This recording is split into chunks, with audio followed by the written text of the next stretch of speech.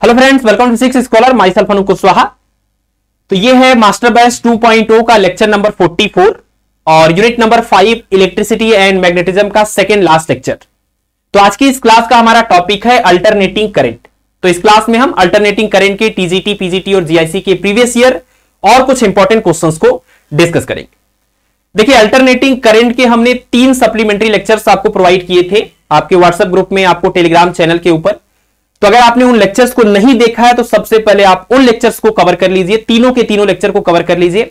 उसके बाद आज के इस लेक्चर को देखेंगे तो ज्यादा बेनिफिशियल ये आपके लिए होगा और चीजें ज्यादा अच्छे से समझ में आएंगी, ठीक है ना। क्योंकि देखिए, मास्टर बैच 2.0 में हम थियरी के ऊपर बहुत ज्यादा फोकस कर नहीं रहे हैं, क्योंकि हमने मास्टर बैच 1.0 में ऑलरेडी पूरा प्रॉपर तरीके से कंप्लीट करा दिया हुआ है, ठीक है। तो थियरी को आप देखेंगे, कॉन्सेप्ट को क्लियर करेंगे तो न्यूमेरिकल को करने में ज्यादा मजा आपको आएगा, ठीक है। चलिए, अगर आपने ग्रुप को ज्वाइन नहीं किया है तो डिस्क्रिप्शन में सारा लिंक दिया हुआ है, आप वहां से ग्रुप को ज्वाइन कर लीजिए, क्योंकि सारे स्टडी मटेरियल वहीं पर शेयर किए जाते हैं। यूट्यूब पर आपको सिर्फ लेक्चर ही प्रोवाइड किया जा सकता है, आपके क्वेश्चंस के पीडीएफ हो गए, आपका नोट्स हो गया, इसके अलावा प्रैक्टिस के लिए और जो क्वेश्चंस प्रोवाइड किए जाते हैं, ये सारी चीजें आपको टेलीग्राम पर और व्हाट्सएप ग्रुप पर प्रोवाइड की जाती है, ठीक है। चलिए, तो क्लास को स्टार्ट करते हैं और सबसे पहला क्वेश्चन देखिए। क्वेश्चन नंबर 1 में कह रहे हैं कि the current in AC circuit is wattless when the phase difference between current and voltage is, ठीक है। किसी एसी सर्किट में जो करंट है वो वाटलेस है, तो उस कंडीशन में वोल्टेज और करंट के बीच का फेज डिफरेंस कितना होगा। सबसे पहले तो आप ये समझिए कि वाटलेस करंट का मतलब क्या होता है। वाटलेस करंट यानी कि वाटहीन धारा जिसको हम बोल रहे हैं। वाटलेस करंट का मतलब यह होता है कि किसी भी एसी सर्किट में करंट तो फ्लो हो रहा है, लेकिन उस करंट के फ्लो होने से उस सर्किट के अंदर कोई भी पावर लॉस, एनर्जी लॉस नहीं हो रहा है, ठीक है ना। जबकि आपको पता है heating effect of electric current की वजह से कुछ ना कुछ एनर्जी लॉस होती है, लेकिन एसी सर्किट के केस में हमने चोक कॉइल नाम का एक डिवाइस बनाया हुआ है, जिसकी हेल्प से हम एसी को कंट्रोल कर सकते हैं, उसकी वैल्यू को डिक्रीज कर सकते हैं। लेकिन इस केस में कोई भी पावर लॉस नहीं होता या नेग्लिजिबल पावर लॉस होता है। तो इस सिचुएशन में जो करंट फ्लो होता है उसको हम बोलते हैं वाटलेस करंट, है ना। वाटलेस, वाट क्या है, what is the unit of power. तो वाटलेस करंट का मतलब कि पावर लॉस नहीं हो रहा हो, ऐसी कंडीशन में करंट को हम बोलेंगे वाटलेस करंट, ठीक है ना। आपको पता है किसी भी एसी सर्किट के अंदर जो पावर लॉस होता है, उस पावर लॉस का फार्मूला होता है एक कंप्लीट साइकिल के लिए Vrms, IRMS और उसके साथ में cos फाई। ये जो cos फाई वाला टर्म है इसको हम बोलते हैं पावर फैक्टर, ठीक है। ये जो cos फाई वाला टर्म है इसका नाम है पावर फैक्टर। ये फाई जो है वो क्या है, फाई है वोल्टेज और करंट के बीच का फेज डिफरेंस। ये जो फाई है वो वोल्टेज और करंट के बीच का फेज डिफरेंस है। आपको पता है कि अल्टरनेटिंग करंट के अंदर, अल्टरनेटिंग सर्किट के अंदर जो वोल्टेज और करंट होता है वो हमेशा सेम फेज में नहीं होता है। कभी वोल्टेज लीड करता है, कभी करंट लीड करता है, कभी दोनों सेम फेज में होते हैं। तो जो भी सिचुएशन हो उसके अकॉर्डिंग वोल्टेज और करंट के बीच का जो फेज डिफरेंस आएगा, चाहे वो 0 हो, 90 हो या इसके अलावा कोई वैल्यू हो, वो फेज डिफरेंस है ये। और इस पूरे cos फाई वाले टर्म को हम पावर फैक्टर बोलते हैं। और इसका फार्मूला भी आप याद रखें, किसी भी एसी सर्किट के लिए cos फाई या power factor equal to R/Z, जहां पर R जो है वो रेजिस्टेंस है और Z को हम बोलते हैं इंपीडेंस, ठीक है। और ये जो इंपीडेंस आपका Z है, इसका अगर जनरल फार्मूला हम ले लें, एक जनरल सर्किट यानी LCR सर्किट के लिए जिसमें एक इंडक्टर, एक कैपेसिटर और एक रजिस्टर तीनों अवेलेबल हो, ऐसे कंडीशन में impedance Z equal to formula होता है √XL और XC का पॉजिटिव डिफरेंस, इसका होल स्क्वायर और प्लस में R का स्क्वायर। ये सारी बातें आपको याद रखनी, ठीक है ना। इंपीडेंस का ये जनरल फार्मूला है और R/Z कर देंगे तो इसको पावर फैक्टर बोलेंगे। पावर फैक्टर क्यों बोलते हैं, क्योंकि एसी सर्किट के अंदर जो पावर लॉस होता है वो इसी फैक्टर के ऊपर डिपेंड कर रहा है, ठीक है ना। Vrms की जो वैल्यू है वो तो है, RMS की जो वैल्यू है वो है ना, ये तो कांस्टेंट वैल्यू जो भी हो जाएगी उस सर्किट के लिए पर्टिकुलर। लेकिन cos फाई जो है वो फाई के ऊपर डिपेंड करेगा। तो इसका मतलब कि पावर फैक्टर जो है इस पूरे टर्म के ऊपर डिपेंड कर रहा है, इसलिए इस पूरे टर्म का नाम पावर फैक्टर है, ठीक है। इतनी चीजें आप ध्यान रखें। फिलहाल हमें यही पता करना था कि वोल्टेज और करंट के बीच का फेज डिफरेंस क्या है। तो अगर बात वाटलेस करंट की हो रही है, इसका मतलब यह कि पावर लॉस नहीं हो रहा है ना। वाटलेस करंट का मतलब जब सर्किट में पावर लॉस नहीं होता, उस करंट को हम वाटलेस करंट बोलते हैं। तो यहां पर पावर लॉस अगर आप 0 रखेंगे तो 0 इक्वल टू क्या हो जाएगा, ये Vrms, Irms और उसके साथ में ये cos phi, यहां से आप cos phi निकालेंगे तो ये cos phi इक्वल टू हो जाएगा 0। इसका मतलब कि यहां पर हो जाएगा cos phi equal to cos 90 की वैल्यू या पाई बाई 2 की वैल्यू 0 होती है, तो phi की वैल्यू हो जाएगी पाई बाई। इसका मतलब वोल्टेज और करंट के बीच का फेज डिफरेंस अगर पाई बाई 2 यानी 90 डिग्री है, तो ऐसे केस में सर्किट में कोई भी पावर लॉस नहीं होगा और उस केस में करंट को हम वाटलेस करंट बोल सकते हैं। ठीक है, तो ये इस पूरे क्वेश्चन की कहानी थी। इसको आप सबको एक एक टर्म को आप याद कर लीजिए। यहां से 5 से 6 क्वेश्चन आपके प्रिपेयर हो गए। इंपीडेंस के ऊपर जब भी सवाल पूछा जाएगा, जनरल फार्मूला आपके पास ये है। अगर एलसीआर सर्किट है तो, अगर उसमें एलआर सर्किट है तो सी वाले टर्म को 0 कर लीजिए, अगर सीआर सर्किट है तो एल वाले टर्म को 0 कर लीजिए, अगर एलसी सर्किट है तो आर वाले टर्म को 0 कर लीजिए। तो आप यहां से इंपीडेंस निकाल सकते हैं, है ना। पावर फैक्टर के ऊपर ढेर सारे सवाल पूछे जाते हैं, आगे भी करेंगे हम इसी आज के ही लेक्चर में। और इसके अलावा ये एवरेज पावर लॉस भी आपसे पूछा जाता है। और वाटलेस करंट तो फेमस चीज है ना। चोक कॉइल का जो केस है जिसमें वाटलेस करंट फ्लो होता है, वो आपसे बार बार पूछा गया अभी तक एग्जाम में। ठीक है ना। चलिए नेक्स्ट देखते हैं क्वेश्चन नंबर 2। क्वेश्चन नंबर 2 में कह रहे हैं कि in a driven series LCR circuit the resonant frequency F R is given by. ठीक है, तो अल्टरनेटिंग करंट का एक फेमस टॉपिक ये भी है, रेजोनेंट फ्रीक्वेंसी आपसे पूछी जाती है। तो रेजोनेंट फ्रीक्वेंसी का मतलब क्या है कि पहली बात तो रेजोनेंस के केस में आप ध्यान रखें कि जब सर्किट का, एसी सर्किट का Z यानी कि इंपीडेंस मिनिमम हो जाए, ठीक है ना, तो जब Z की वैल्यू मिनिमम होती है तो वो R के इक्वल होती है। और ऐसे केस में अगर Z मिनिमम होगा तो जो करंट है वो मैक्सिमम हो जाएगा। ठीक है ना, करंट है वो मैक्सिमम हो जाएगा। इसको हम रेजोनेंस की कंडीशन कह सकते हैं, मतलब रेजोनेंस के लिए ये जरूरी कंडीशन है। ठीक है, और ये Z की वैल्यू को मिनिमम पाने के लिए हमें क्या करना होगा, क्योंकि आपको पता है Z की वैल्यू अंडर रूट, ये देखिए फार्मूला होता है XL माइनस XC का होल स्क्वायर और प्लस में R स्क्वायर। अगर आप चाहते हैं कि Z की वैल्यू मिनिमम आए तो Z की वैल्यू मिनिमम, अच्छा इसमें से किसी को 0 नहीं करना है, लेकिन Z की वैल्यू मिनिमम आए, इसका एक ही तरीका हो सकता है कि XL की वैल्यू XC के क्या हो जाए, इक्वल। 0 नहीं कर रहे हैं, इन दोनों को अगर हम इक्वल कर दे तो डिफरेंस ही 0 हो जाएगा और डिफरेंस 0 का स्क्वायर 0 हो जाएगा। तो यहां से Z इक्वल टू R आ जाएगा, जो कि Z की मिनिमम वैल्यू हो जाएगी। ठीक है ना। तो जो एसी सर्किट होता है उसमें रेजोनेंस की कंडीशन के लिए Z की वैल्यू मिनिमम और I की वैल्यू मैक्सिमम होती है, या इस तरीके से कहें कि XL इक्वल टू XC होता है। और XL और XC का फार्मूला आपको पता है, इसको हम बोलते हैं इंडक्टिव रिएक्टेंस और इसको बोलते हैं कैपेसिटिव रिएक्टेंस, यानी प्रेरकीय प्रतिघात और धारितीय प्रतिघात। और इसका फार्मूला होता है XL equal to omega L और XC का formula 1 upon omega C। Omega और ओमेगा को एक साथ कर लीजिए तो ओमेगा स्क्वायर हो जाएगा, इज इक्वल टू 1 अपान में LC। ठीक है, यहां से आप चाहे तो ओमेगा की वैल्यू निकाल लीजिए स्क्वायर रूट लेकर के, तो omega equal to 1 upon under root LC। ये हो गया रेजोनेंस फ्रीक्वेंसी, इसी को हम बोलते हैं रेजोनेंस फ्रीक्वेंसी। लेकिन ध्यान रखिए ये रेजोनेंस एंगुलर फ्रीक्वेंसी है, एंगुलर फ्रीक्वेंसी यानी रेडियन पर सेकेंड में आंसर आएगा। ठीक है ना। बाकी आपको ये पता ही होगा कि omega equal to 2 pi f formula होता है, तो अगर आप इससे कन्वर्ट करें तो इसको आप नॉर्मल फ्रीक्वेंसी में कन्वर्ट कर सकते हैं। 2 pi f is equal to 1 upon under root LC। यहां से आपको f की वैल्यू मिल जाएगी, f इक्वल टू 1 अपान 2 पाई और अंडर रूट LC हो जाएगा। ठीक है ना। तो रेजोनेंस फ्रीक्वेंसी अगर आपको कैलकुलेट करना है तो आप ये दोनों बातें याद रखें। अगर ऑप्शन आपको रेडियन पर सेकेंड में दिया है तो वो यहां से आएगा, और अगर आपको ऑप्शन हर्ट्ज में दिया हुआ है वो यहां से आएगा। ठीक, तो ये तो फेमस एक आपके लिए फार्मूला भी है, इसको आपको डायरेक्ट भी याद रखना है। बाकी हमने सारी सिचुएशन भी समझा दी है कि रेजोनेंस होने का मतलब क्या होता है। तो यहां पर आप ढूंढ लीजिए F R equal to 1 upon 2 pi under root LC, यानी ऑप्शन नंबर ए जो है वो करेक्ट हो जाएगा। ठीक है, चलिए आगे बढ़ते हैं।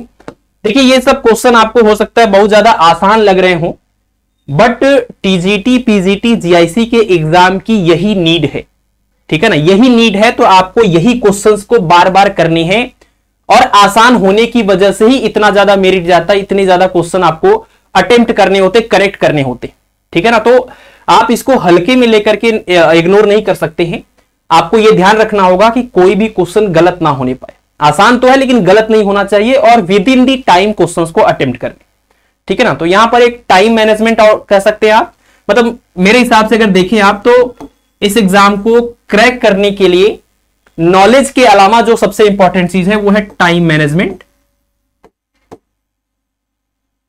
ठीक है, टाइम मैनेजमेंट के साथ साथ आपको चाहिए एक्यूरेसी। टाइम मैनेजमेंट मतलब आप यहां पर कह लीजिए स्पीड, एक तो है ना, स्पीड बोल सकते हैं, और एक्यूरेसी, ये दो सबसे इंपॉर्टेंट पॉइंट है टीचिंग एग्जाम में। जैसे कि टीजीटी, पीजीटी और जीआईसी एग्जाम्स का जो पैटर्न है, जितने टाइम में जितने क्वेश्चंस करने पड़ते हैं आपको, उस बेसिस पर अगर देखा जाए तो ये दो सबसे इंपॉर्टेंट फैक्टर है।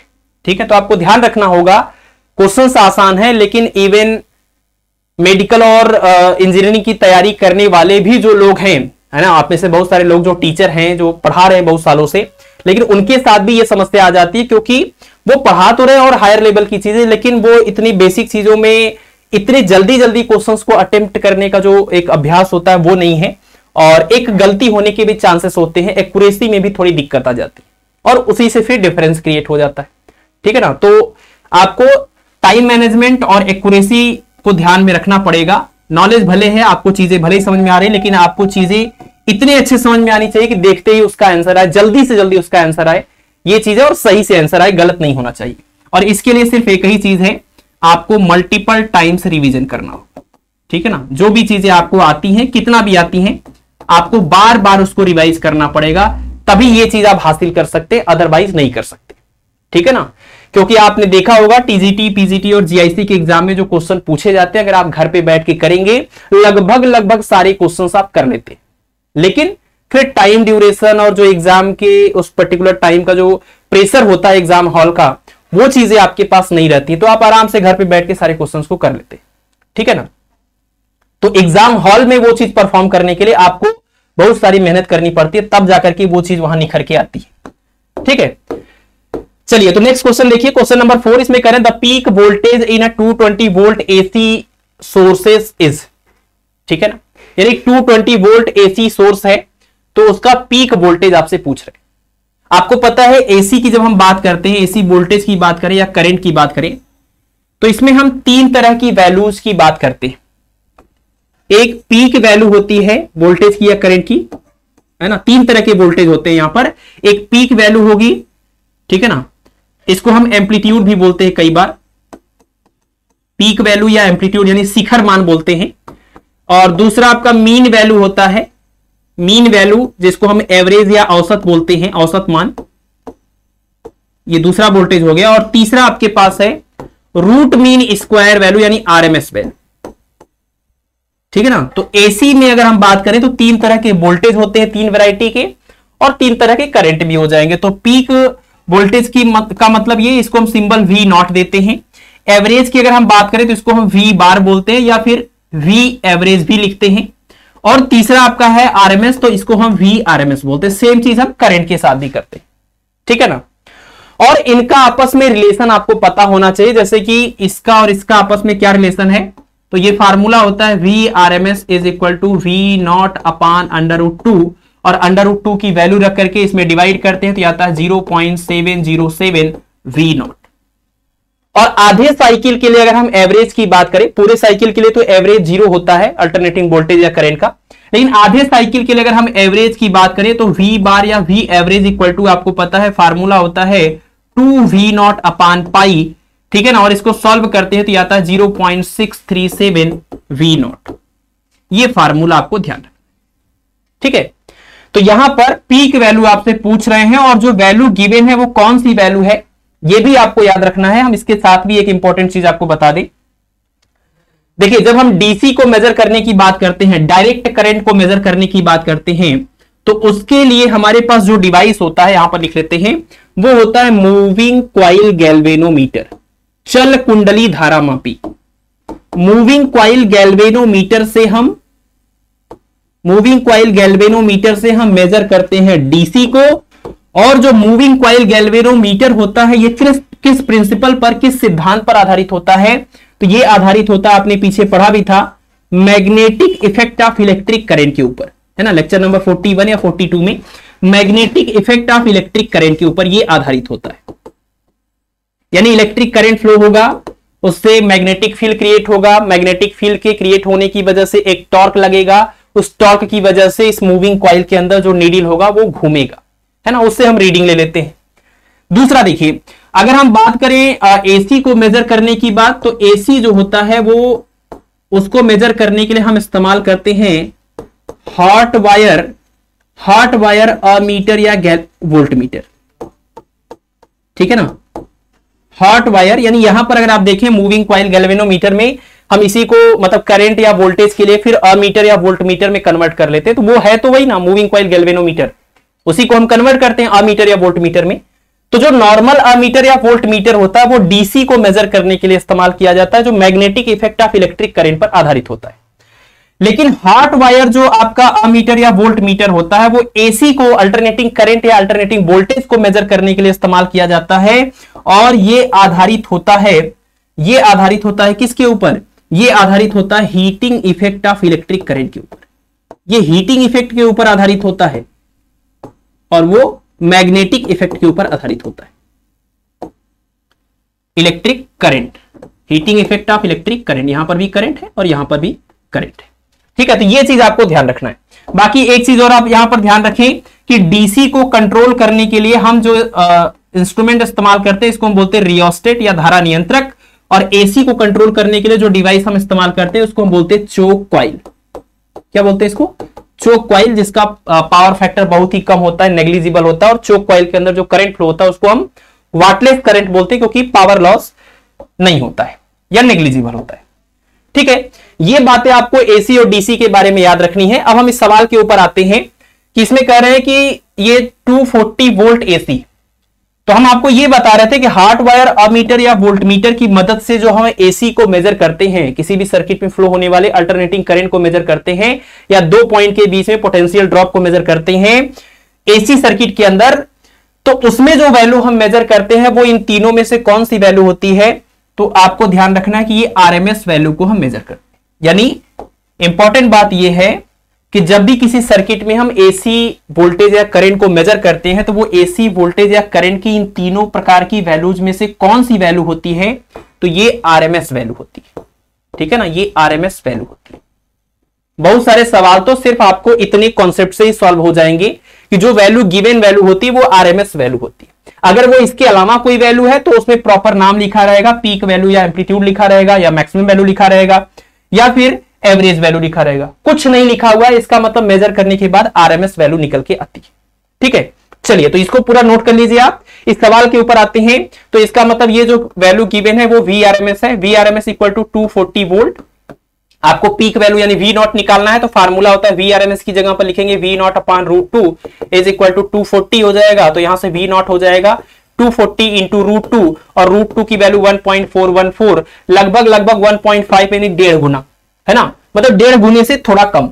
तो 240 का 1.5 गुना करेंगे कितना हो जाएगा? 360।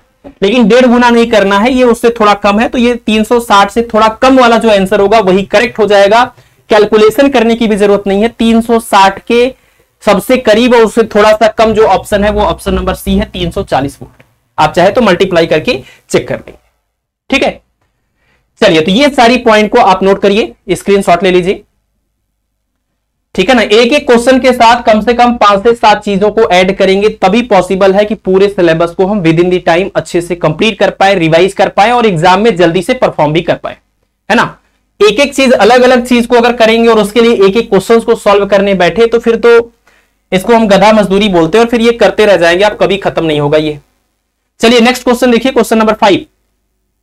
क्वेश्चन नंबर 5 देखिए, इसमें कह रहा है कि a coil having inductance 0.15 henry and resistance 15 ohm is connected across a 220 volt 50 hertz line, compute the current in the coil, ठीक है ना। यानी 0.15 हेनरी और रेजिस्टेंस कितना है? 15 ओम। एक सर्किट है, एसी सर्किट है, जिसमें एक इंडक्टर लगा हुआ, उसका इंडक्टेंस है 0.15 हेनरी और उसमें जो रेजिस्टेंस लगा हुआ है वो है 15 ओम, और इसको जोड़ा गया है एक एसी सप्लाई के साथ, और जो एसी सप्लाई आप दे रहे हैं वो है 220 वोल्ट, 220 वोल्ट, और इसकी फ्रीक्वेंसी कितनी होगी? एसी की फ्रीक्वेंसी होती है, डीसी की फ्रीक्वेंसी नहीं होती है। एसी की फ्रीक्वेंसी को मेजर करने के लिए कौन सा डिवाइस इस्तेमाल करते हैं आप लोग बताएंगे, ठीक है। तो ये सप्लाई वोल्टेज हो गया, ये आपका इंडक्टर हो गया, ये आपका रजिस्टर हो गया। आपको इस कॉइल के अंदर फ्लो होने वाला करंट बताना है, ठीक है ना, फ्लो होने वाला करंट बताना है। तो सिंपल सा है, V is equal to I into R के अकॉर्डिंग अगर हम फार्मूला इस्तेमाल करें तो आपको पता है कि यहां पर जब सिर्फ प्योर रजिस्टर होता है तो V equal to I into R होता है। अगर यहां पर आपका सिर्फ इंडक्टर या सिर्फ कैपेसिटर हो तो यहां पर X इस्तेमाल किया जाता है, और अगर किसी भी दो का कॉम्बिनेशन मिल जाए तो उसको हम इंपीडेंस बोलते हैं, Z का इस्तेमाल किया जाता है। तो V equal to I into Z formula होगा, तो I इक्वल टू यहां पर V अपान क्या हो जाएगा, Z, ठीक है। और ध्यान रहे यहां पर जो V है वो और I है वो कौन सा है, क्योंकि जब हम मेजरमेंट की बात करते हैं इस तरह से वैल्यू गिवन जो होती है एसी सर्किट के केस में वो आरएमएस वैल्यू होती है। तो ये बात यहां अंडरस्टूड है, यहां जो I है वो IRMS है, जो V है वो VRMS है ना। ये जो वैल्यू गिवन है वो एक्चुअल में VRMS है, और जो निकलेगा करंट वो भी IRMS निकलेगा। तो यहां V की जगह पर हम 220 रख देंगे, और अपान में यहां जो आपका ये Z निकालना है आपको, तो Z के लिए फार्मूला है, थोड़ा सा Z को अलग से सॉल्व कर लेते हैं। देखिए यहां पर L और R है सर्किट में, तो हमारे पास जनरल फार्मूला था Z का XL माइनस XC का होल स्क्वायर और प्लस में R स्क्वायर। लेकिन इस सर्किट में कैपेसिटर नहीं है तो इसका मतलब XC वाला पोर्शन जीरो हो जाएगा, और XC को जीरो रखेंगे तो ये Z equal to under formula बनेगा XL स्क्वायर और प्लस में R स्क्वायर, ठीक है। और XL का फार्मूला होता है ओमेगा L, तो यहां पर ओमेगा L का स्क्वायर करेंगे और प्लस में R स्क्वायर, और ओमेगा का फार्मूला होता है 2 पाई F, तो 2 पाई F और L का होल स्क्वायर, यानी आप कह सकते हैं 4 pi square F square L square और प्लस में R स्क्वायर। अब सबकी वैल्यू को आप यहां पर रख दीजिए, तो ये हो जाएगा आपका 4 पाई स्क्वायर और F स्क्वायर की बात कर रहे हैं। फ्रीक्वेंसी कितना दिया हुआ, ये 50 हुआ है, 50 हर्ट्ज है, तो इसका स्क्वायर करना है तो 50 इंटू 50 करना है, 50 इंटू 50 करना है, और उसके साथ में L का स्क्वायर है, L की वैल्यू है 0.15, देखिए यहां पर 5 छूट गया है, 0.15 यहां पर हो जाएगा, इंटू में 0.15 इसका स्क्वायर, और प्लस में R का स्क्वायर, R की वैल्यू 15 है तो यहां पर 15 स्क्वायर, ठीक है। अब इसको आप मल्टीप्लाई कर लेंगे, यहां से देखिए 15 इंटू 4 करेंगे कितना हो जाएगा, ये 200, और 200 इंटू 50 करेंगे फिर से, तो 200 इंटू 50 करेंगे तो इसका मतलब ये कि 5 इंटू 2 10 हो गया, यानी 1000 हो जाएगा। और यहां देखिए 15 इंटू 10 पावर माइनस 4 हो जाएगा। इसको थोड़ा सॉल्व करते हैं, सॉल्व करने के बाद देख लीजिए आप पाई स्क्वायर, तो यहां पर ठीक है, इसको हम 15 इंटू 10 पावर माइनस 2 लिखेंगे तो स्क्वायर करने पर 15 स्क्वायर और 10 पावर माइनस 4 बनेगा। और यहां देखिए 5 इंटू 5 25, और 25 इंटू 4 100, और 100 के आगे 2 जीरोज और लग गए, तो 10 पावर 4 प्लस में 10 पावर 4 माइनस में कैंसिल हो जाएगा। यहां से सिर्फ 15 का स्क्वायर बचेगा और यहां पाई स्क्वायर बचेगा, तो 15 square pi square plus 15 square, ठीक है। ये सॉल्व करेंगे, यहां से Z की वैल्यू निकालेंगे, और यहां आप रख देंगे Z की इस वैल्यू को 15 pi square, 15 square pi square plus 15 square. यहां से आप चाहे तो 15 स्क्वायर को बाहर भी निकाल सकते हैं, और इसको फिर सॉल्व कर लेंगे तो यहां से आपको करंट I की वैल्यू मिल जाएगी, ठीक है ना। तो ये कैलकुलेशन आप कर लीजिएगा, इसको हम छोड़ रहे हैं, चारों में से कोई एक ऑप्शन मैच कर जाएगा। अगला सवाल देखिए, नेक्स्ट देखिए क्वेश्चन नंबर 6 में कह रहे हैं कि AC voltage 100 volt 50 hertz is apply to the end of a choke of L equal to 2 henry, what current will flow through it in amperes, ठीक है ना। यानी एक चोक कॉइल की बात हो रही है जिसमें इंडक्टर का जो इंडक्टेंस है वो L इक्वल टू 2 है, और जो सप्लाई वोल्टेज है वो है 100 वोल्ट, और फ्रीक्वेंसी है इसकी 50 हर्ट्ज। तो आपको करंट बताना है, सिंपल सी बात है। करंट निकालने के लिए आपके पास वही तरीका है, V equal to I into R या I इंटू जेड कह लीजिए, ठीक है ना। और यहां पर Z नहीं लिखना होगा, एक चोक कॉइल है जिसमें सिर्फ और सिर्फ एक इंडक्टर दिया हुआ है इंडक्टेंस, तो यहां पर XL लिखना होगा, है ना। इंडक्टर के लिए जो रेजिस्टेंस होता है उसको हम रिएक्टेंस बोलते हैं, प्रतिघात, तो यहां धारतीय प्रेरकीय प्रतिघात हो जाएगा।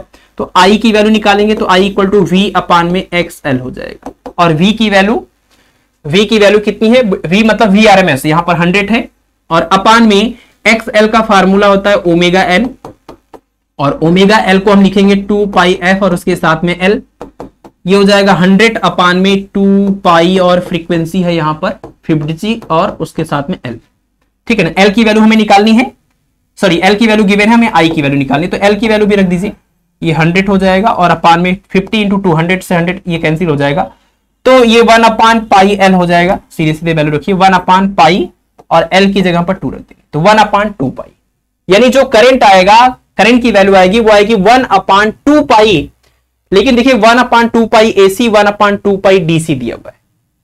तो बड़ी क्लियर सी बात है कि जब आपने जो वोल्टेज लगाया है अगर वो AC वोल्टेज है तो उसकी वजह से जो करंट फ्लो होगा वो भी AC करंट होगा। या ऐसे देख लीजिए कि जो आपने वोल्टेज लगाया ये एक्चुअल में RMS वाली वैल्यू है तो ये करंट की RMS वैल्यू ही होगी, तो इसका मतलब ये भी आपका उसी नेचर का होगा जो जिस नेचर का वोल्टेज था, ठीक है ना। और ये RMS value, peak value, average value की बात हम AC के लिए करते हैं, DC के लिए नहीं करते, ठीक है। तो इसलिए अगर ये करंट की RMS वैल्यू है इसका मतलब ये AC करंट ही है, तो इसका मतलब आंसर हो जाएगा 1/2 पाई AC, यानी ऑप्शन नंबर ए करेक्ट हो जाएगा, ठीक है। चलिए आगे बढ़ते हैं, अगला क्वेश्चन देखते हैं, इसको नोट कर लीजिए। नेक्स्ट है क्वेश्चन नंबर 7। इसमें कह रहा है कि in the resonance condition of a series LCR circuit the power factor is. Resonance condition के अंदर पावर फैक्टर बताना है, और रेजोनेंस कंडीशन क्या होता है हमने पहले ही क्वेश्चन में इसको डिस्कस कर लिया है। कंडीशन फाइनली ये निकल के आती है कि XL = XC, यही मेन कंडीशन है रेजोनेंस के लिए।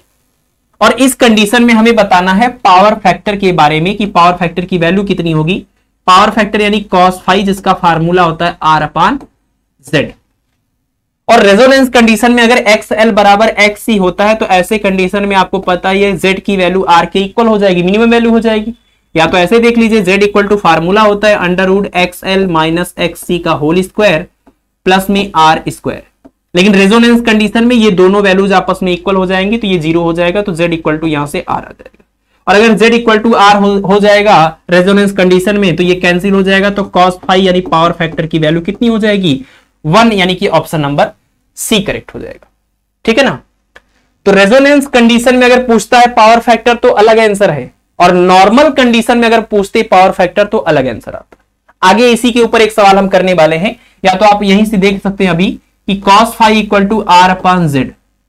अगर R Z के इक्वल ना हो, मतलब Z और R आपस में इक्वल ना हो, तो ऐसे में फार्मूला देखिए क्या बना, ये R/Z की जगह पर आप क्या लिखेंगे, LCR सर्किट है तो वही आपके पास आएगा XL और XC का डिफरेंस होल स्क्वायर और प्लस में क्या R का स्क्वायर।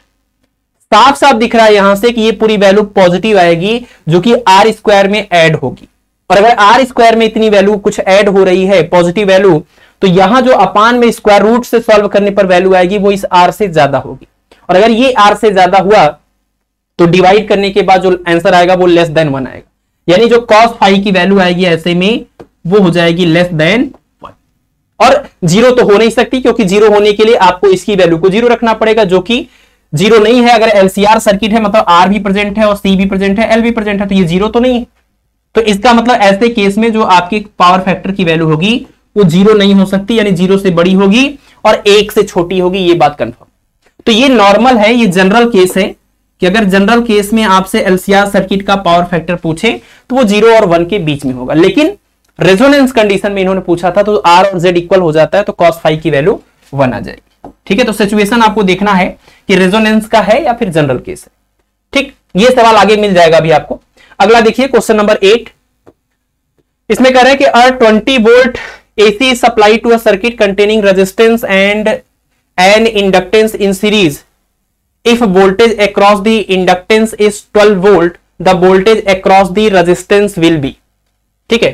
20 वोल्ट AC अप्लाई किया जाता है एक ऐसे सर्किट के अंदर जिसमें रेजिस्टेंस है और इंडक्टेंस है सीरीज में।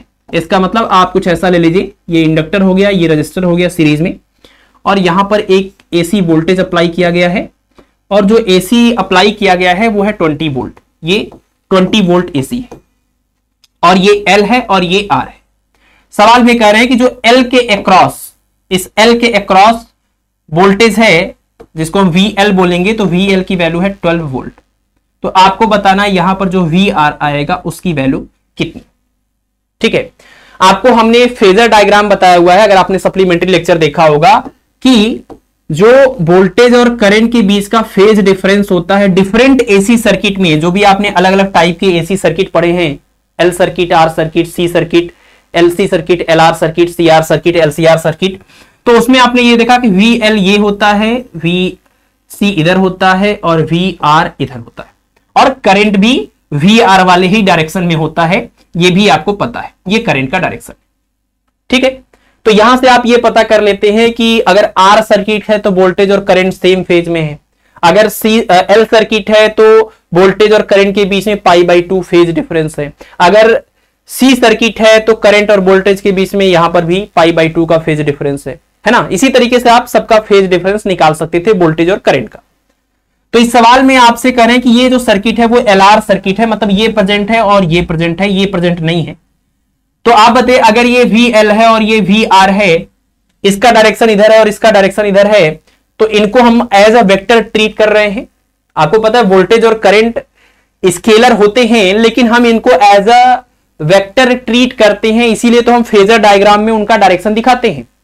इससे इनका मैथमेटिकल एनालिसिस, सर्किट का एनालिसिस काफी आसान हो जाता है, इस वजह से ऐसा किया जाता है। इसका यह मतलब नहीं कि वोल्टेज और करंट जो है वो वेक्टर है, लेकिन वेक्टर की तरह ट्रीट करके हम इनका एनालिसिस कर सकते हैं सर्किट का, और बिल्कुल एग्जैक्ट रिजल्ट देखने को मिलता है जो प्रैक्टिकली यहां पर हो रहा होता है। ठीक है, तो ये VR है और ये VL है। अगर आपको इनका रिजल्टेंट निकालना है तो आपको पता है कि अगर ये VR और ये VL, तो VL के बिल्कुल पैरेलल हम यहां पर बनाए तो ये भी VL, इसका मतलब VR और VL का ये रिजल्टेंट वोल्टेज V होगा। ठीक है ना, और इसका मतलब आप ये कह सकते हैं कि रिजल्टेंट वोल्टेज V स्क्वायर, अगर आप पाइथागोरस की थ्योरम से देखें तो V square is equal to क्या हो जाएगा, ये हो जाएगा VL स्क्वायर प्लस में VR स्क्वायर। नॉर्मल कंडीशन में तो हम ऐसे लिखते हैं कि V जो है वो रिजल्टेंट है VL का और VR का, ऐसे हम बोल सकते हैं। लेकिन मैथमेटिकली जब न्यूमेरिकल वैल्यू की बात आ रही है तो यहां पर हम पाइथागोरस थ्योरम के हिसाब से बोल सकते हैं V square equal to VL square plus में VR स्क्वायर, और यहां से हम निकाल सकते हैं VR की value. VR square equal to हो जाएगा V स्क्वायर माइनस में VL स्क्वायर। ये जो रिजल्टेंट है, जो टोटल है, उसकी वैल्यू है 20 का स्क्वायर, माइनस ये जो L के अक्रॉस वोल्टेज है वो है 12 का स्क्वायर। सॉल्व कर लीजिए, a square minus B square, तो a प्लस बी और a माइनस बी कितना हो जाएगा, ये 12 प्लस 20 और 12 माइनस 20 यानी कि 8, कितना होगा यहां से 32 इंटू में 8, 8 दूना 16 और 8 त्रिक 24 और 1 25 यानी 256 is equal to VR square. तो यहां से स्क्वायर रूट लेंगे तो VR की वैल्यू हो जाएगी 16 वोल्ट। ठीक है ना, यानी रजिस्टर R के अक्रॉस जो वोल्टेज ड्रॉप होगा वो 16 वोल्ट हो जाएगा। ऑप्शन नंबर डी करेक्ट हो जाएगा। ठीक है ना, और ये डायग्राम याद रखें, किसी भी केस में किसी भी तरह का सर्किट है, अगर आप वोल्टेज और करंट के बीच का फेज डिफरेंस बताना चाहते हैं तो ये फेजर डायग्राम आपको याद रखना पड़ेगा। ठीक है ना, VL ऊपर है, VC नीचे है, VR और करंट सेम डायरेक्शन में होते हैं। ठीक है, नेक्स्ट है हमारे पास क्वेश्चन नंबर 9। क्वेश्चन नंबर 9 में करेंगे the power factor of an LR circuit is. इस बार LR सर्किट का आपको पावर फैक्टर बताना है। ठीक है ना, और ऐसा कोई रेजोनेंस वाली कोई चीज इसमें नहीं है, तो इन जनरल है और आपको LR सर्किट का पावर फैक्टर बताना है। तो LR सर्किट मतलब L और R प्रेजेंट है, तो इसका मतलब L की वजह से रेजिस्टेंस XL और R की वजह से R ही होता है। तो ऐसे केस में पावर फैक्टर का फार्मूला हो जाएगा cos phi इक्वल टू होता है फार्मूला R/Z, और ये अगर LR सर्किट है तो C एब्सेंट है, तो C वाला टर्म गायब कर देंगे XL माइनस XC में से, तो यहां बचेगा XL स्क्वायर और प्लस में क्या R स्क्वायर। और बहुत ही साफ साफ यहां से ये क्लियर है, आप चाहे तो इसको और ओपन कर लीजिए। R अपान में अंडर रूट, ये जो XL है उसको हम लिख सकते हैं ओमेगा L, तो ओमेगा स्क्वायर L स्क्वायर और प्लस में क्या R स्क्वायर। इससे एकदम क्लियर है ये चीज कि अगर R स्क्वायर में हम कुछ भी पॉजिटिव प्लस करेंगे तो ये जो वैल्यू आएगी वो R स्क्वायर से ज्यादा होगी, और अगर R स्क्वायर से ज्यादा वैल्यू का स्क्वायर रूट लेंगे तो वो भी R से ज्यादा आएगा, है ना, क्योंकि R स्क्वायर का स्क्वायर रूट R होगा। लेकिन अगर R स्क्वायर से ज्यादा कोई वैल्यू है तो स्क्वायर रूट R से क्या होगा, ज्यादा होगा, यानी ऊपर वाली वैल्यू से नीचे वाली वैल्यू ज्यादा है, और ज्यादा है तो डिवाइड करने पर 1 से कम आएगा। इसका मतलब पावर फैक्टर की वैल्यू 1 से कम आएगी, और R की वैल्यू चूंकि 0 नहीं है, नॉन जीरो है, इसलिए ये 0 भी नहीं हो सकता, तो 0 और 1 के बीच में पावर फैक्टर आ जाएगा, बिटवीन 0 एंड 1। ठीक है, इस तरह से आपको एनालिसिस करना पड़ेगा। जिस तरह का सर्किट होगा और जो सिचुएशन होगी, रेजोनेंस सिचुएशन है या नहीं है, उसके हिसाब से आपका आंसर आएगा। ठीक, नेक्स्ट है क्वेश्चन नंबर 10। देखिए इसमें कहना है कि in LCR circuit the values of LC and capital R are 1 Henry, 7.04 microfarad and 1 ohm, its quality factor is. ठीक है, सबसे पहले तो आप ये समझिए क्वालिटी फैक्टर क्या होता है, बहुत डिटेल में नहीं, शॉर्ट में आपको बता देते हैं। क्वालिटी फैक्टर एक ऐसी क्वांटिटी है, डायमेंशनलेस क्वांटिटी है, जो किसी भी सर्किट में शार्पनेस ऑफ रेजोनेंस को मेजर करने के लिए कैलकुलेट किया जाता है ना। शार्पनेस ऑफ रेजोनेंस का मेजरमेंट करने के लिए हम क्वालिटी फैक्टर को मेजर करते हैं। जितना ज्यादा क्वालिटी फैक्टर होगा उतना ज्यादा शार्पनेस ऑफ रेजोनेंस होगा और उतनी अच्छी ट्यूनिंग होगी रेडियो स्टेशन की, या जो भी सिग्नल आप रिसीव कर रहे हैं उसकी ट्यूनिंग उतनी अच्छी होगी। ठीक है ना। हमने आपको शार्पनेस ऑफ रेजोनेंस के बारे में काफी डिटेल में सप्लीमेंट्री लेक्चर के अंदर बताया हुआ है, आप उस लेक्चर को देख लीजिएगा। इस तरीके से आपको जो ग्राफ मिलता है ओमेगा और आई के बीच में, है ना, ये पर्टिकुलर फ्रीक्वेंसी के ऊपर सबसे मैक्सिमम करंट फ्लो होता है, इसको हम रेजोनेंस फ्रीक्वेंसी बोलते हैं, है ना। और इस करंट का 1/√2 टाइम्स जहां होता है वहां से हम दो ये जो फ्रीक्वेंसीज लेते हैं ओमेगा 1 और ओमेगा 2, इनके बीच के डिफरेंस को हम बोलते हैं बैंडविड्थ। और आपके लिए क्वालिटी फैक्टर का जो एक्सप्रेशन है वो फार्मूला है Q equal to resonance frequency और अपान में बैंडविड्थ यानी ओमेगा 2 माइनस ओमेगा 1, जिसको हम 2 टाइम्स डेल्टा ओमेगा भी बोल सकते हैं। ये गैपिंग डेल्टा ओमेगा, ये गैपिंग डेल्टा ओमेगा, सब सप्लीमेंट्री लेक्चर में आपको मिल जाएगा प्रॉपर तरीके से। ठीक, इसके बाद आपको पता है यहां पर आप रेजोनेंस फ्रीक्वेंसी को ऐसे रहने दीजिए, और जो आपका ये बैंडविड्थ वाला पूरा टर्म है बैंडविड्थ, तो ये हो जाएगा ओमेगा आर। और बैंडविड्थ का एक्सप्रेशन होता है, जैसे आपने टाइम कांस्टेंट पढ़ा था, टाइम कांस्टेंट L/R होता है, बैंडविड्थ का जो एक्सप्रेशन होता है वो इसी का उल्टा है R/L। अब इससे आसानी से याद हो जाएगा R/L, और ये L ऊपर जाता है तो ये ओमेगा आर के साथ साथ L और R बन जाता है। और ओमेगा आर रेजोनेंस फ्रीक्वेंसी थोड़ी देर पहले हमने कैलकुलेट किया था 1/√LC, तो यहां पर आप चाहे तो रख सकते हैं 1/√LC, और उसके साथ में यहां पर ऊपर L है और अपान में R है, यहां से √L बचेगा और यहां से √C बचेगा, तो 1/R और √L अपान में C, ये आपके क्वालिटी फैक्टर के एक्सप्रेशन हो जाएंगे। ठीक है ना। अब आपको देख लीजिए इसमें से कौन सा एक्सप्रेशन इस्तेमाल करना है। बाकी आप ओमेगा आर और एल को हम XL भी बोल देते हैं रेजोनेंस की कंडीशन में, है ना। XL equal to omega L ही तो होता है, बट ये रेजोनेंस फ्रीक्वेंसी, बस इतना ध्यान रखना है। तो हमें यही वाला फार्मूला इस्तेमाल करना होगा, क्योंकि हमें सीधे सीधे L की वैल्यू और C की वैल्यू और यहां पर R की वैल्यू गिवन है, उसको हम यहां पर रख सकते हैं। बस इतना ध्यान रखना होगा कि ठीक है L की वैल्यू तो हेनरी में है, लेकिन जो C की वैल्यू है माइक्रोफैरड में, इसको हमें पहले फैरड में कन्वर्ट करना होगा 10⁻⁻6 से मल्टीप्लाई करके। उसके बाद ये सारी वैल्यूज को आप यहां पर रखेंगे और इसको कैलकुलेट करेंगे, तो आई थिंक ये जो ऑप्शन है वो आपका मैच कर जाएगा। ठीक है ना। यहां पर आप सबकी वैल्यू रखिएगा, बस यूनिट का ध्यान रखिएगा और कैलकुलेशन करना है। ठीक, चलिए नेक्स्ट देखिए अगला क्वेश्चन नंबर 11। तो इसमें कह रहे हैं कि an alternating potential E equal to 200√2 sin 100t voltage connected to a condenser of capacity 1 microfarad through an AC ammeter, the reading of the ammeter will be. यानी एक कैपेसिटर है और उसको एक AC वोल्टेज के साथ कनेक्ट किया गया है, और जो AC वोल्टेज के साथ आपने कनेक्ट किया है वो AC वोल्टेज का इक्वेशन गिवन है, E is equal to 200√2 sin 100t। ठीक है। और जो कैपेसिटर आपने लगाया है उसकी कैपेसिटेंस है 1 माइक्रोफैरड। तो आपको बताना है कि यहां पर सर्किट के अंदर फ्लो होने वाला करंट क्या होगा, या हॉट वायर अमीटर से करंट मेजर करेंगे तो उसकी वैल्यू कितनी आएगी, दैट मींस IRMS की वैल्यू आपको बतानी है ना, क्योंकि AC में हम RMS वैल्यू को मेजर करते हैं। ठीक, तो IRMS निकालना है तो आपके पास वही formula V equal to I into Z होता है इन जनरल, लेकिन Z की बात तो हम तब करते हैं जब L, C और R में से कम कोई दो का कॉम्बिनेशन प्रेजेंट हो सर्किट में, तो हम Z लिखते हैं। अगर सिर्फ C प्रेजेंट है तो XC लिखा जाएगा, सिर्फ L प्रेजेंट है तो XL लिखा जाएगा, सिर्फ R प्रेजेंट है तो R लिखा जाएगा। ठीक है। तो यहां सिर्फ और सिर्फ कैपेसिटर है तो यहां पर XC प्रेजेंट किया जाएगा। और ध्यान रखना है कि V और I की यहां जो वैल्यू लिखी है वो RMS वैल्यू है।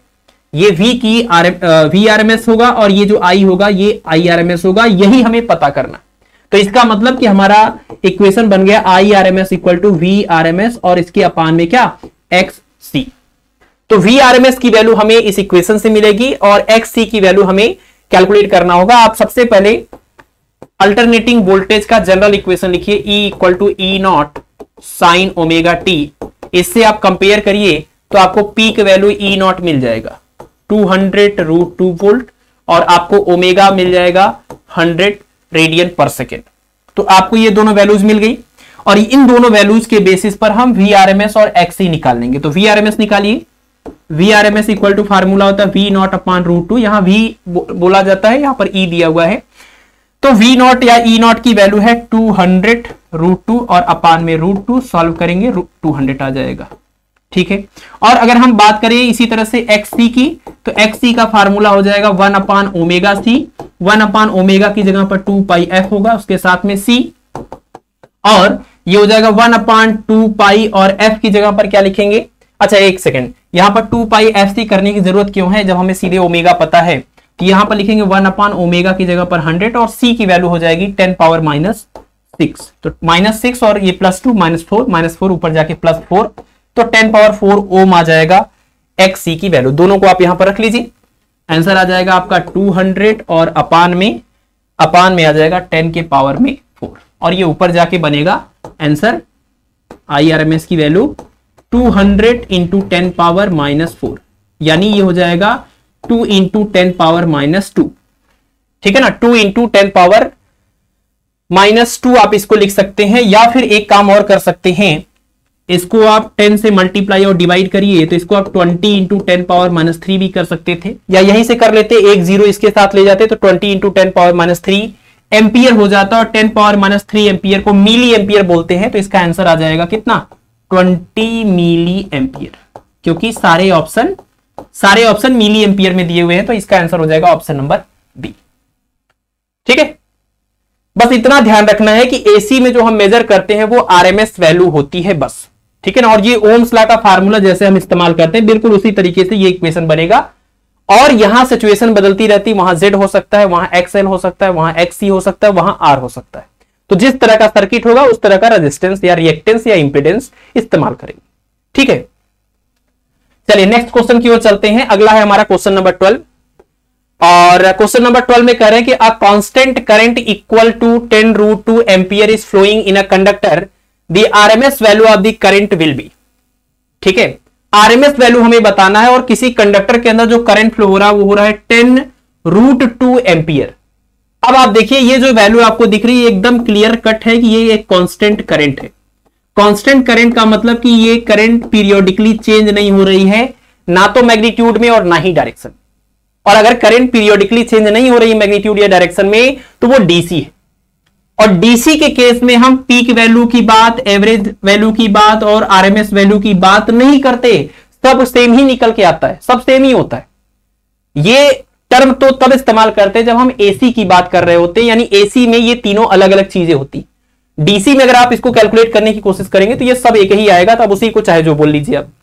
ठीक है, या तो आप एक और काम कर सकते हैं, जैसे हमने आपको बताया था सप्लीमेंट्री लेक्चर के अंदर कि आरएमएस वैल्यू को निकालने का क्या तरीका है या मीन वैल्यू को निकालने का क्या तरीका है।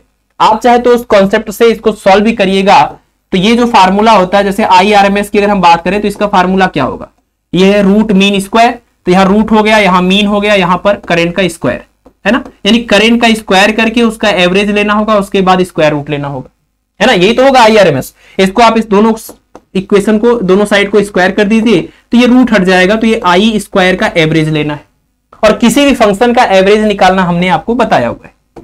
किसी भी फंक्शन का एवरेज निकालने के लिए एक जनरल फार्मूला होता है, जिसका रिजल्ट आप याद रखें कि अगर सपोज कोई फंक्शन f है, टाइम का फंक्शन है f, इसका हमें एवरेज निकालना है within the limit a to b, तो a टू b यहां लिखेंगे 1 upon mod b minus a, मतलब दोनों लिमिट का पॉजिटिव डिफरेंस, और जो फंक्शन है उस फंक्शन का इंटीग्रेशन।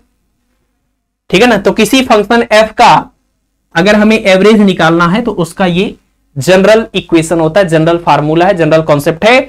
इसको अगर हम चाहें तो i के स्क्वायर का भी एवरेज निकालने के लिए इस्तेमाल कर सकते हैं, बस जहां ये फंक्शन लिखा है वहां i का स्क्वायर होना चाहिए, और जहां ये लिमिट लिखा हुआ वहां फ्रॉम 0 टू कैपिटल T, मतलब एक पूरे साइकिल के लिए, एक पूरे टाइम पीरियड के लिए हम एवरेज निकाल सकते हैं। तो देखिए क्या आएगा, यहां से हम यहां लिख रहे हैं इस चीज को 1 अपान, यहां पर जो a टू b है वो 0 टू कैपिटल T होगा, तो t माइनस 0 करेंगे t आ जाएगा, है ना, अपान में, और लिमिट लिख देते हैं 0 टू कैपिटल T, और जहां फंक्शन है वहां फंक्शन में हम i का स्क्वायर लिखेंगे, जो भी करंट है उसका स्क्वायर, और ये उसके बाद क्या हो जाएगा dt। यहां पर देखिए जो करंट की वैल्यू है उसमें कहीं पर भी टी नहीं है, मतलब टाइम का ये फंक्शन नहीं है, तो ये एज अ कांस्टेंट बाहर निकलेगा। तो एज अ कांस्टेंट बाहर निकला अगर ये आई स्क्वायर, तो आई स्क्वायर को बाहर निकाल दीजिए और उसके साथ में ये 1 अपान कैपिटल टी, और 0 to capital T D T है, तो डी टी का इंटीग्रेशन टी आएगा, और लिमिट रखेंगे upper limit minus lower limit, integration T आ जाएगा, और limit from 0 to capital T रख लीजिए, तो ये हो जाएगा I square into 1 upon T, और इंटू यहां से सॉल्व करेंगे टी माइनस 0 यानी टी से टी कैंसिल। यानी जो भी करंट आपको यहां दिया था वो कांस्टेंट करंट होने की वजह से ये सब सिचुएशन बन रहा है। तो आई आर एम एस का स्क्वायर इक्वल टू आई का स्क्वायर, तो I R M S equal to सिर्फ और सिर्फ आई हो जाएगा। इसीलिए हम आपसे कह रहे थे डीसी के लिए ये सब आपस में इक्वल होते हैं, सब सेम ही होता है, इसीलिए ये टर्म डीसी के लिए इस्तेमाल नहीं करते हैं, एसी के लिए करते हैं, और एसी में ये तीनों चीजें अलग अलग है, ठीक है ना। तो आई आर एम एस की वैल्यू आई के ही इक्वल हो जाएगी, ये आपको ध्यान रखना है। तो आई की वैल्यू थी 10√2, तो आई आर एम एस भी हो जाएगा 10√2। अगर आई एवरेज भी पूछते एक साइकिल के लिए तो वो भी हो जाता 10√2, ठीक है।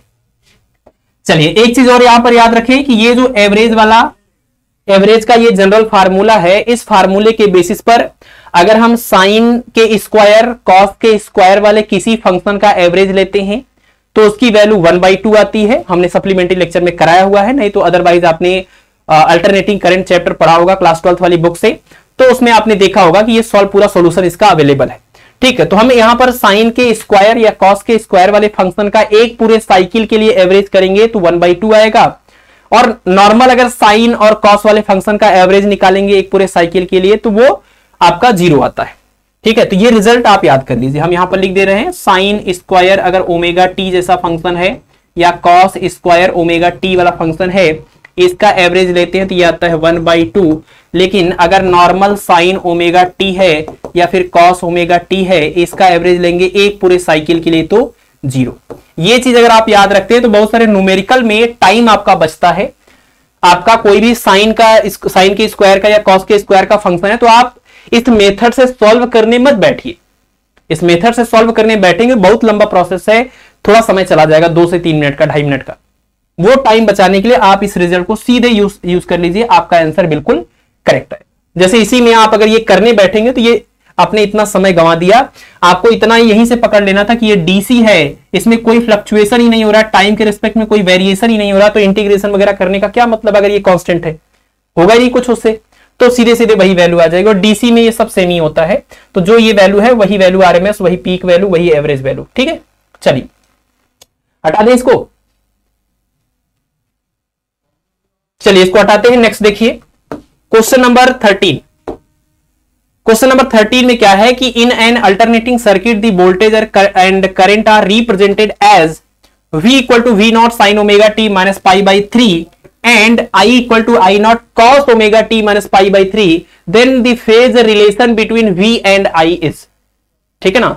वोल्टेज और करंट का इक्वेशन आपको दिया हुआ है, आपको वोल्टेज और करंट के बीच का फेज डिफरेंस बताना है। तो आप देखिए यहां साइन है और यहां कॉस है, अगर अंदर देखेंगे तो फेज सेम दिखेगा, लेकिन भ्रम में नहीं रहना, ये कॉस है आपका और ये साइन है, या तो साइन को कॉस में या तो कॉस को साइन में बदलिए, ठीक है ना। तो इसको अगर हम बदलते हैं तो ये हो जाएगा I equal to I naught, देखिए कॉस लिखा हुआ है तो क्या हम इसको साइन के फॉर्म में अगर लिखना चाहें तो ऐसा लिख सकते हैं, sine pi by 2 plus theta, sine pi by 2 plus theta is equal to cos theta होता है। इसी का इस्तेमाल हम कर रहे हैं, साइन पाई बाई 2 प्लस ये पूरा थीटा हमारा हो जाएगा क्या, omega T minus pi by 3। तो sine pi by 2 plus theta is equal to cos theta बन जाएगा, मतलब ये और ये दोनों इक्विवेलेंट हैं। अब आप जरा कंपेयर करिए, ये देखिए v इक्वल टू क्या है, v equal to V naught sine और यहां पर है omega T minus pi by 3। अब आप इनको कंपेयर करके देख लीजिए तो आपको पता चल जाएगा कि सब कुछ बिल्कुल सेम है। अगर फेजेस को देखें, बस जो करंट का फेज है वो वोल्टेज की फेज से इतना एक्स्ट्रा है, मतलब ये वैल्यू बिल्कुल सेम है, लेकिन प्लस में पाई बाई 2 भी लिखा हुआ है।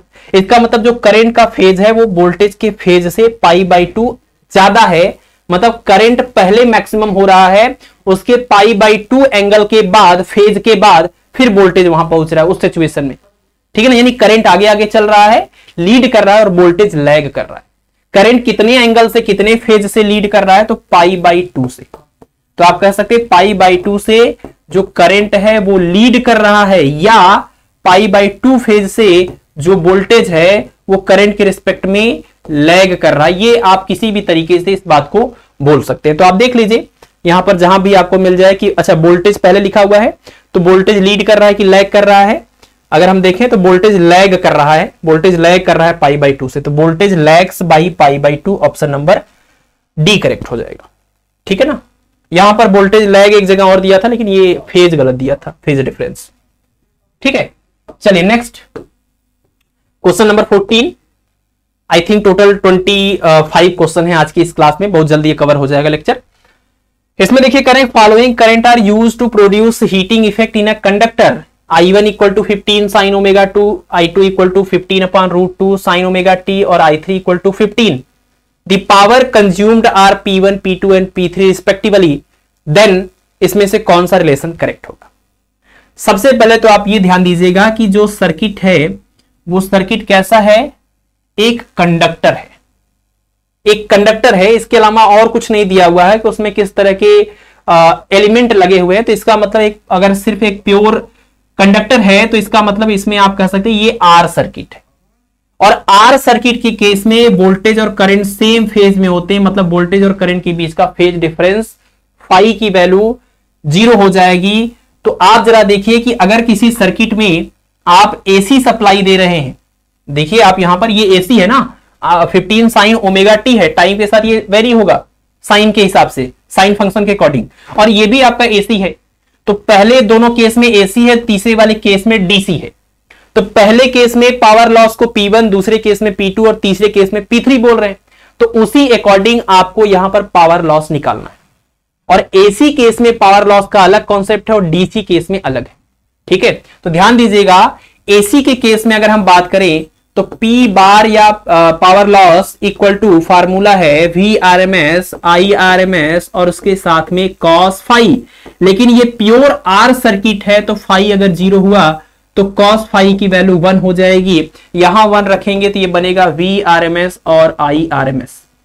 ठीक है, लेकिन V की वैल्यू नहीं पता है आपको, IRMS के फॉर्म में अगर इसको कन्वर्ट करना है, प्योर आर सर्किट है तो ऐसे तो लिख सकते हैं VRMS इक्वल टू IRMS, जिसको हम V equal to I into Z बोलते थे, वही है VRMS IRMS, और जहां Z लिखते थे वहां सिर्फ और सिर्फ R आएगा। यहां से हम चाहे तो लिख सकते हैं VRMS की इस वैल्यू को यहां पर, तो ये IRMS इंटू R बनेगा, कुल मिलाकर के IRMS स्क्वायर और इंटू में R बन जाएगा।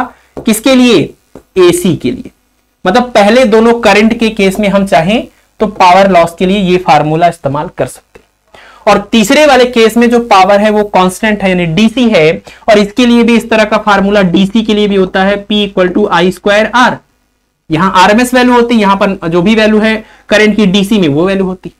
तो ये फार्मूला हम इस्तेमाल करेंगे एसी के लिए, ये इस्तेमाल करेंगे डीसी के लिए। तो केस नंबर 1 और 2 के लिए हम यहां से चलते हैं और पावर लॉस का नाम P1 और P2 है। तो केस नंबर 1 में P1 बोलेंगे, P1 equal to IRMS square और इंटू में R। तो IRMS हमें यहां से निकालना होगा केस नंबर 1 से, I1 equal to 15 sin omega T. अब देखिए यहां पर अगर हम ये इक्वेशन लिख लें, I1 equal to 15 sin omega T, इसको आप कंपेयर करेंगे I equal to I naught sin omega T से, जो AC करंट का जनरल इक्वेशन होता है उससे कंपेयर करेंगे। कंपेयर करने के बाद आपको यहां I नॉट की वैल्यू मिलेगी क्या? 15, और I नॉट मिल गया तो अब आप IRMS निकालेंगे, IRMS equal to I not upon √2, यानी आंसर आएगा 15 अपान √2। ठीक है ना, तो P1 इक्वल टू ये formula IRMS square into R लिखेंगे तो ये हो जाएगा P1 इक्वल टू IRMS की वैल्यू 15/√2 का स्क्वायर 25 अपान 2 इंटू में R। ये हुआ केस नंबर 1। ठीक है, सिमिलरली केस नंबर 2 देखिए, I equal to I naught sine omega T से कंपेयर करेंगे तो I नॉट की वैल्यू आएगी 15/√2, और I नॉट की वैल्यू अगर 15/√2 आ गई तो उसमें फिर से √2 से डिवाइड करेंगे, IRMS आएगा, यानी 15/√2 इंटू √2 करेंगे 15/2 हो जाएगा, और 15/2 का यहां पर स्क्वायर करेंगे और R से मल्टीप्लाई करेंगे तो P2 आ जाएगा 225 और अपान में 4 इंटू में R। ये हुआ केस नंबर 2। और केस नंबर 3 के लिए पावर करंट सीधे सीधे दिया हुआ है, कांस्टेंट वैल्यू है, तो ये इसको अगर हम P3 से रिप्रेजेंट करें तो P3 इक्वल टू ये 15 का स्क्वायर यानी 225 और उसके साथ में R आ जाएगा। ठीक है, तो P1, P2 और P3 को इस तरीके से आप कैलकुलेट करेंगे और इन तीनों वैल्यूज के लिए कौन सा यहां पर इनइक्वालिटी करेक्ट है वो आपको बताना है। तो सबसे बड़ी अगर वैल्यू की बात करें तो P3 की वैल्यू दिख रही है 225 R है। उससे छोटी वैल्यू की बात करें P1 की वैल्यू है 225 का आधा है, और उससे भी छोटी वैल्यू है P2 जो कि इससे भी आधा है। यानी सबसे बड़ी वैल्यू है P3, उससे छोटी वैल्यू है P1 और सबसे छोटी वैल्यू है P2। अब इसी रिलेशन को आपको यहां पर ढूंढ लेना है, और इस रिलेशन को अगर आप यहां पर देखें तो क्या दिख रहा है, यहां पर अगर हम देखें ऑप्शन नंबर डी में जरा देखिए ध्यान से, क्योंकि बाकी रिलेशन तो नहीं हमें ठीक दिख रहे हैं। P1 is greater than P2 ये बात तो सही है, लेकिन P2 is greater than P3 ये गलत है। यहां पर देखिए P3 सबसे बड़ा है, P3 सबसे बड़ा सही है, उससे छोटा P2 है और सबसे छोटा P1 है, नहीं सबसे छोटा P2 ये भी गलत है। तीनों इक्वल हैं ये भी गलत है। चौथा देख लीजिए ये क्या बोल रहा है, ये थोड़ा अलग तरीके से इन्होंने बनाया हुआ है। इसमें करें P3 जो है वो P2 से बड़ा है, P3 is greater than P2, तो P3 is greater than P2 सही है। और फिर कह रहे हैं P1 is greater than P2, P1 जो है वो P2 से बड़ा है, तो P1 is greater than P2 ये भी सही है। ठीक है ना, रिवर्स करके इन्होंने बनाया, तो ऑप्शन नंबर डी जो है वो करेक्ट होता है। ठीक, तो आपको एसी के लिए पावर लॉस का कॉन्सेप्ट और डीसी के लिए पावर लॉस का कॉन्सेप्ट प्रॉपर याद रखना होगा। सर्किट के ऊपर डिपेंड करेगा कि आर सर्किट है, एल सर्किट है, सी सर्किट है या कॉम्बिनेशन है, उसी हिसाब से पावर फैक्टर की वैल्यू बदल जाएगी। यहां प्योर आर सर्किट था इसलिए पावर फैक्टर 1 हो गया, इसलिए ये फार्मूला और ये फार्मूला काफी सिमिलर दिख रहा है। ठीक है ना, हमेशा ऐसा कोइंसिडेंस नहीं रहेगा। cos फाई की वैल्यू अगर 1 के अलावा कुछ भी हुई तो फिर ये चेंज होता रहेगा, cos फाई वाला टर्म हमेशा साथ में जुड़ा रहेगा। ठीक है, चलिए अगला सवाल नेक्स्ट है क्वेश्चन नंबर 15। इसमें correct which of the following equation does not represent correct voltage current relationship for an inductor और अ कैपेसिटर। इंडक्टर या कैपेसिटर के लिए इसमें से कौन सा करेक्ट रिलेशन नहीं है। ठीक है, चलिए तो देखते हैं एक एक करके। सबसे पहले तो आपको यह पता है कि जो करंट होता है, करंट का जो इक्वेशन होता है वो होता है I is equal to D Q upon D T, और आपने पढ़ा हुआ है Q इक्वल टू होता है C इंटू में V। तो ये फार्मूला देखिए क्या बनेगा, D बाई डी टी, और Q की जगह पर लिखेंगे C इंटू V। कैपेसिटेंस जो होता है किसी भी कैपेसिटर का वो कांस्टेंट होता है, बाहर निकलेगा तो ये बन जाएगा dV बाई डी टी। यानी ये करंट का इक्वेशन हो सकता है कैपेसिटर के केस में, यानी ये तो है ना। हमें वो बताना है जो करंट और वोल्टेज का सही रिलेशन नहीं है, तो ये तो रिलेशन है, ये हमारा आंसर नहीं हो सकता। दूसरा अगर हम देखें एल के लिए अगर हम बात करें तो एक चीज आपको पता है कि अगर हम एल के केस में बात कर रहे हैं तो आई इंटू सॉरी ऐसे V is equal to I into, अगर एल वाले सर्किट की बात करें तो एक्स एल रहेगा, है ना। और यहां पर एक चीज और ध्यान देना है कि यहां पर आयोटा दिख रहा है, आई, ये आयोटा आई दिख रहा है, तो हमें आयोटा के हिसाब से यहां पर एक्स एल या एक्स सी का मान लिखना होगा, जिसके लिए हम थोड़ा सा यहां पर क्विक आपको बता देते, ओवरव्यू दे देते हैं। अगर सपोज ये कोई टर्म है जिसका नाम ए है, इसमें हम आयोटा या इसको आई की जगह पर जे भी इस्तेमाल करते हैं इस अल्टरनेटिंग करंट के अंदर, मतलब ये जो जे ऑपरेटर है ये इसका कोई फिजिकल सिग्निफिकेंस नहीं होता, ये जिसके साथ भी मल्टीप्लाई होता है उसको पाई बाई 2 से रोटेट कर देता है। तो अगर ये ए है, इसमें हम जे से या फिर कह लीजिए आई से मल्टीप्लाई करेंगे तो ये पाई बाई 2 से एंटी क्लॉकवाइज डायरेक्शन में रोटेट करेगा, मतलब ये एक्चुअल में डायरेक्शन होगा आई ए का।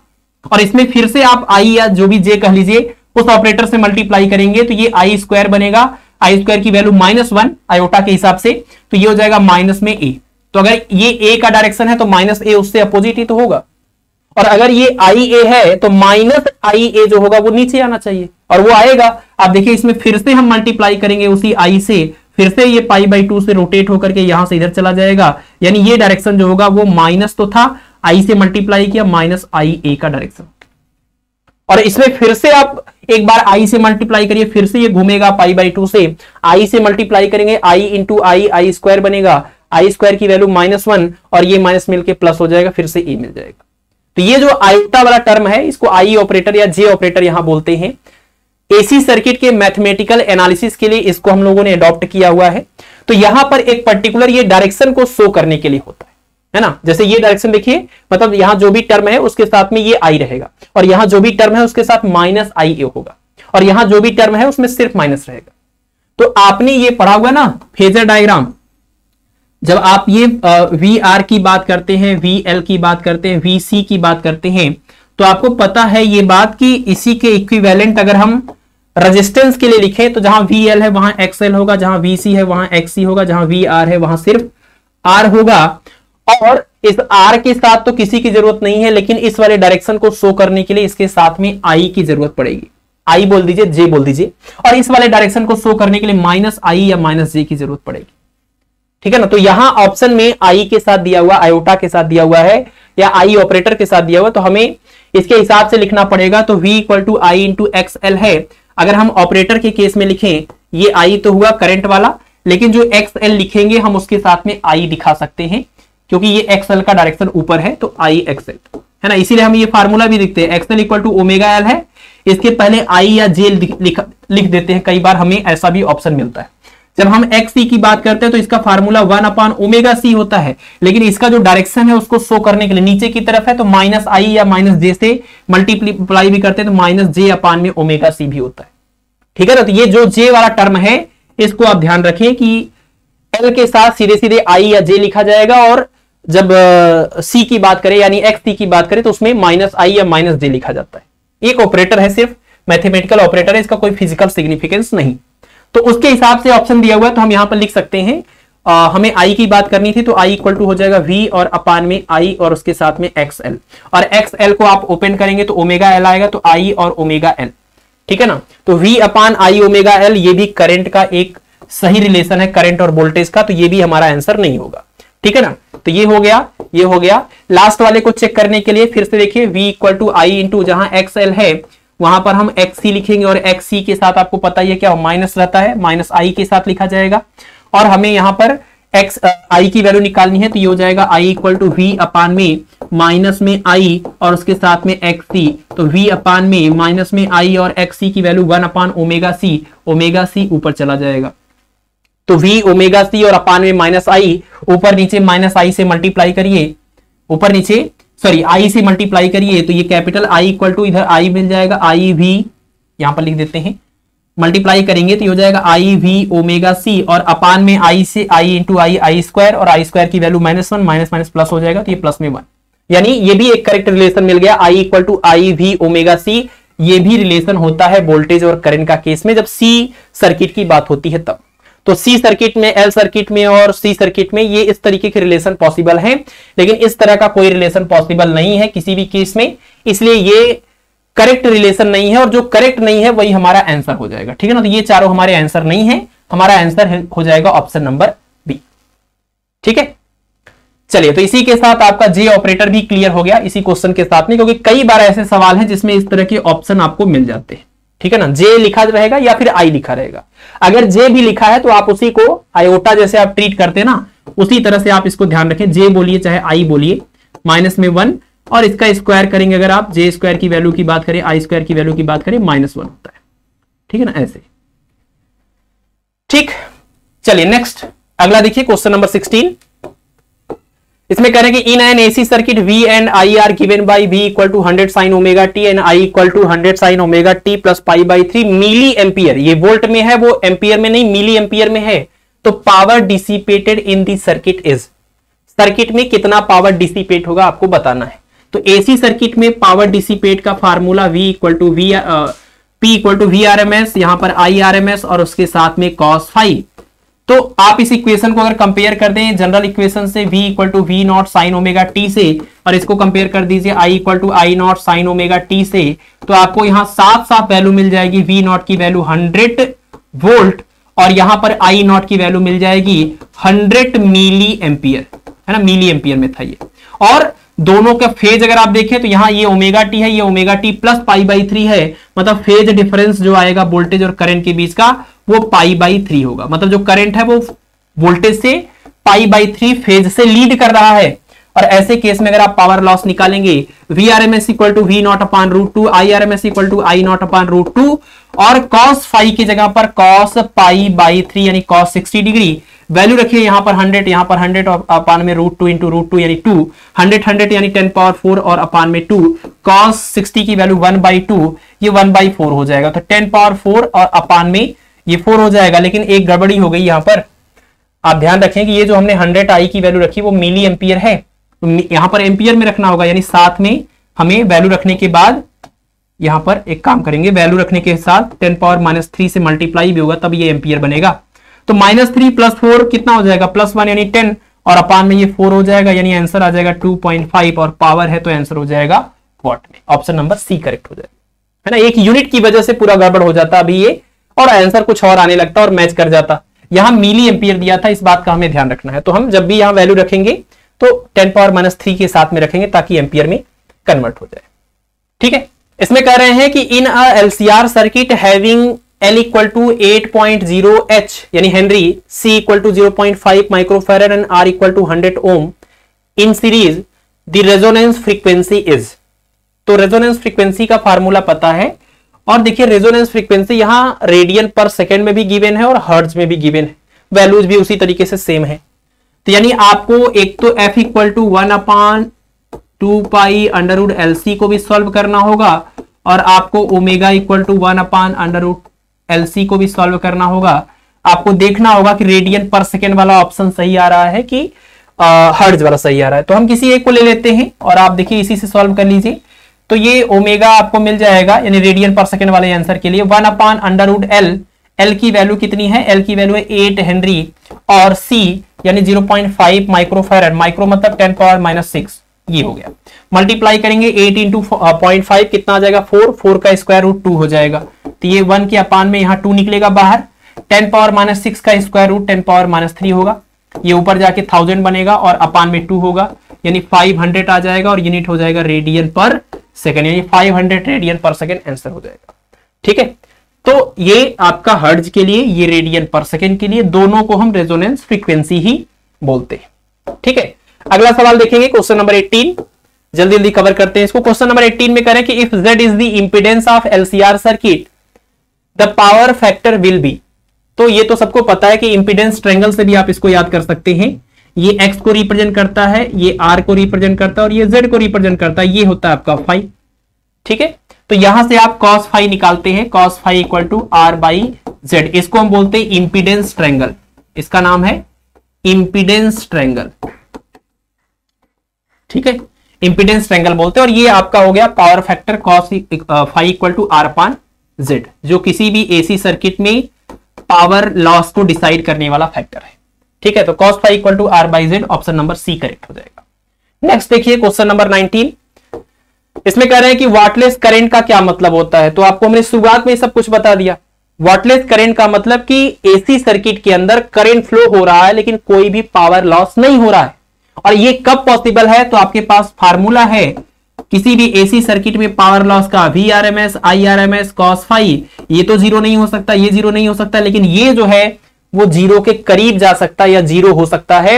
ऐसे केस में आपको P बार की वैल्यू क्या मिल जाएगी, 0। तो अगर कोई ऐसा सर्किट है जिसमें वोल्टेज और करंट के बीच का फेज डिफरेंस 90 डिग्री है, तो cos फाई की वैल्यू 0 होगी, और इस cos फाई वाले फैक्टर की वजह से पावर लॉस 0 होगा। और जब पावर लॉस सर्किट में 0 हो, ऐसे टाइम सर्किट में फ्लो होने वाले करंट को वाटलेस करंट बोलते हैं। The average power consumed in a cycle is 0, ये इसका मतलब होता है। ठीक है ना, वाटलेस करंट का मतलब कि करंट फ्लो हो रहा है लेकिन एवरेज पावर निकालेंगे एक कंप्लीट साइकिल के लिए, तो वो 0 निकल के आएगा। इसी को हम वाटलेस करंट बोलते हैं, और इसके लिए जिस डिवाइस में ये चीज होती है उसको हम चोक कॉइल बोलते हैं। चलिए next question number 20, if the phase difference between an alternating current and voltage is π/2, मतलब फाई की वैल्यू π/2 है, which of the following can not be part of the circuit. किस तरह के सर्किट में कह रहे हैं कि इन चारों में से ऐसा कौन सा पार्ट है जिसके केस में फेज डिफरेंस π/2 नहीं हो सकता। अगर फेज डिफरेंस π/2 है तो कौन इसमें से सर्किट का पार्ट नहीं। कुछ भी करने की जरूरत नहीं है, कोई भी मैथमेटिक्स की जरूरत नहीं है, आप सीधे फेजर वाले पर डायग्राम पर आइए। आपको पता है ये होता है आपका XL, ये होता है आपका XC, और ये होता है आपका R। ठीक है, और यही आपका डायरेक्शन ऑफ करंट भी होता है। तो अगर हमें वोल्टेज और करंट के बीच का, वोल्टेज और करंट के बीच का फेज डिफरेंस लेना है और वो फेज डिफरेंस π/2 आना चाहिए। तो आप हमें बताइए, अगर वोल्टेज और करंट के बीच का फेज डिफरेंस π/2 चाहिए तो क्या क्या चीजें हो सकती है और क्या नहीं हो सकता। अगर सिर्फ प्योर आर सर्किट है, अगर प्योर आर सर्किट है तो वोल्टेज और करंट के बीच का फेज डिफरेंस π/2 नहीं हो सकता, है ना। अगर प्योर एल सर्किट है तो ये देखिए वोल्टेज और ये देखिए करंट, ये तो है नहीं, ये वोल्टेज और ये करंट π/2 पॉसिबल है। अगर प्योर सी सर्किट है तब भी देखिए ये वोल्टेज है ये करंट है, अभी भी π/2 पॉसिबल। अगर एल सी सर्किट है, एल और सी दोनों प्रेजेंट हैं, तो इन दोनों का देखिए डायरेक्शन बिल्कुल अपोजिट है, तो इनका डिफरेंस करने के बाद जो रिजल्टेंट आएगा वो या तो ऊपर आएगा और या तो नीचे आएगा, जो कि करंट के साथ अभी भी π/2 फेज डिफरेंस में रहेगा। यानी अगर एल सर्किट है तब भी ठीक है, सी है तब भी ठीक है, एल और सी है तब भी π/2 फेज डिफरेंस पॉसिबल है बिटवीन वोल्टेज और करंट। लेकिन अगर आर प्रेजेंट हुआ, अकेले आर प्रेजेंट है तब भी और किसी और के साथ आर प्रेजेंट है तब भी फेज डिफरेंस π/2 नहीं आएगा। क्यों? क्योंकि अगर अकेले आर है तो ये वोल्टेज है ये करंट है, अगर ये किसी इसके साथ आ गया तो ये वोल्टेज और ये वोल्टेज का रिजल्टेंट ये आएगा और करंट ये है, तो फेज डिफरेंस लेस देन 90 आएगा। और अगर इसके कॉम्बिनेशन की बात करें तो ये वोल्टेज और ये वोल्टेज का रिजल्टेंट इधर आएगा और ये करंट है, ये फेज डिफरेंस लेस देन π/2 है। तो अगर अकेले आर है तब भी, किसी के साथ कंपनी में आर है तब भी वोल्टेज और करंट का फेज डिफरेंस π/2 से कम आएगा, π/2 नहीं आएगा। इसका मतलब कि सर्किट का हिस्सा अगर कभी भी आर और एल दोनों हैं, आर और एल दोनों अगर सर्किट के हिस्से हैं तो इस केस में फेज डिफरेंस π/2 पॉसिबल नहीं, बाकी इन तीनों केस में पॉसिबल है π/2। ठीक है, तो इस क्वेश्चन का आंसर ऑप्शन नंबर ए हो जाएगा। कोई मैथमेटिक्स करने की जरूरत नहीं है, फार्मूले में जाना ही नहीं, tan phi इक्वल टू वो पूरा जो रिलेशन होता है XL minus XC upon R, वो नहीं करना आपको। क्वेश्चन नंबर 21 में देखिए, the average power dissipated in a pure inductive coil. Inductive coil मतलब जिसमें एक प्योर इंडक्टर हो, यानी एल सर्किट की बात हो रही है। और एल सर्किट की केस में अभी अभी हमने आपको बताया ये VL है और ये आपका करंट का डायरेक्शन है। तो एल सर्किट में phase difference phi equal to π/2 होता है और इसीलिए यहां पर अगर आप cos phi निकालेंगे तो cos π/2 की वैल्यू 0 हो जाएगी। cos π/2 0 हो गया तो आपको पता है एवरेज पावर लॉस जो होगा Vrms, Irms और cos phi से वो वैल्यू क्या हो जाएगी, 0 हो जाएगी। यानी प्योर एल सर्किट में, प्योर सी सर्किट में और एलसी सर्किट में पावर लॉस 0 होता है। इसमें जो करंट फ्लो होता है वो वॉटलेस करंट होता है।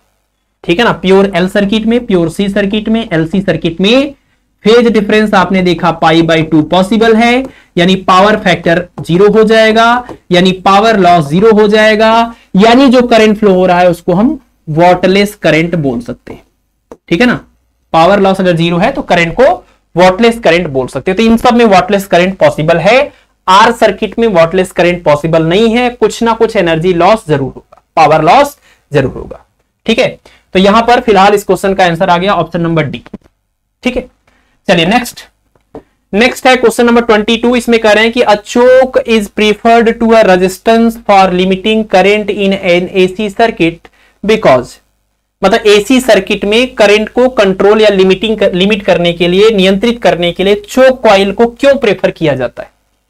सबसे पहले तो आप समझिए चोक कॉइल क्या होता है। चोक कॉइल एक सर्किट है कुछ इस तरीके से, ये देखिए सॉफ्ट आयरन है, सॉफ्ट आयरन के ऊपर कॉपर के मोटे मोटे वायर्स को ढेर सारी संख्या में ऐसे लपेट देते हैं, बहुत सारे नंबर ऑफ टर्न्स होते हैं। तो इसका इस्तेमाल हम करते हैं एसी को कंट्रोल करने के लिए और इस पूरे सर्किट को हम बोलते हैं चोक कॉइल। ठीक है, क्यों इसका इस्तेमाल करते हैं एसी को कंट्रोल करने के लिए, क्योंकि चोक कॉइल से अगर हम करंट को कंट्रोल करेंगे, एसी करंट को कंट्रोल करेंगे तो इसमें पावर लॉस नहीं होता है या नेग्लिजिबल होता है। क्यों नेग्लिजिबल होता है या बहुत कम पावर लॉस होता है चोक कॉइल से एसी को कंट्रोल करने पर, क्योंकि इस चोक कॉइल का जो पावर फैक्टर है cos phi that is equal to R upon Z, that is equal to R upon Z की जगह पर इसमें देखिए ये सॉफ्ट आयरन की परमीबिलिटी म्यू की वैल्यू बहुत ज्यादा होती है, यहां फेरों की संख्या यानी N की वैल्यू बहुत ज्यादा है और इस वजह से इस पूरे कॉइल का जो L है वो आपको पता है फार्मूला म्यू नॉट और इसके अलावा ये N स्क्वायर अपॉन में L इंटू में A, इस फार्मूले से आपको पता है कि L की वैल्यू भी बहुत ज्यादा हो जाएगी, है ना। फेरों की संख्या और परमीबिलिटी ज्यादा होने की वजह से यहां पर L की वैल्यू बहुत ज्यादा हो जाएगी। और इसके साथ साथ जो वायर है वो काफी ज्यादा मोटा है, कॉपर का वायर, जिसका रेजिस्टेंस काफी ज्यादा कम होगा। एरिया बढ़ने से रेजिस्टेंस कम होता है ना, तो ये कम हो जाता है। यानी R की वैल्यू इस चोक कॉइल में R की वैल्यू बहुत कम होती है और L की वैल्यू काफी ज्यादा होती है। और इस वजह से क्या होता है, Z की बात करें, ये LR सर्किट बन गया एक तरह से, तो यहां पर हो जाएगा XL स्क्वायर और प्लस में R स्क्वायर।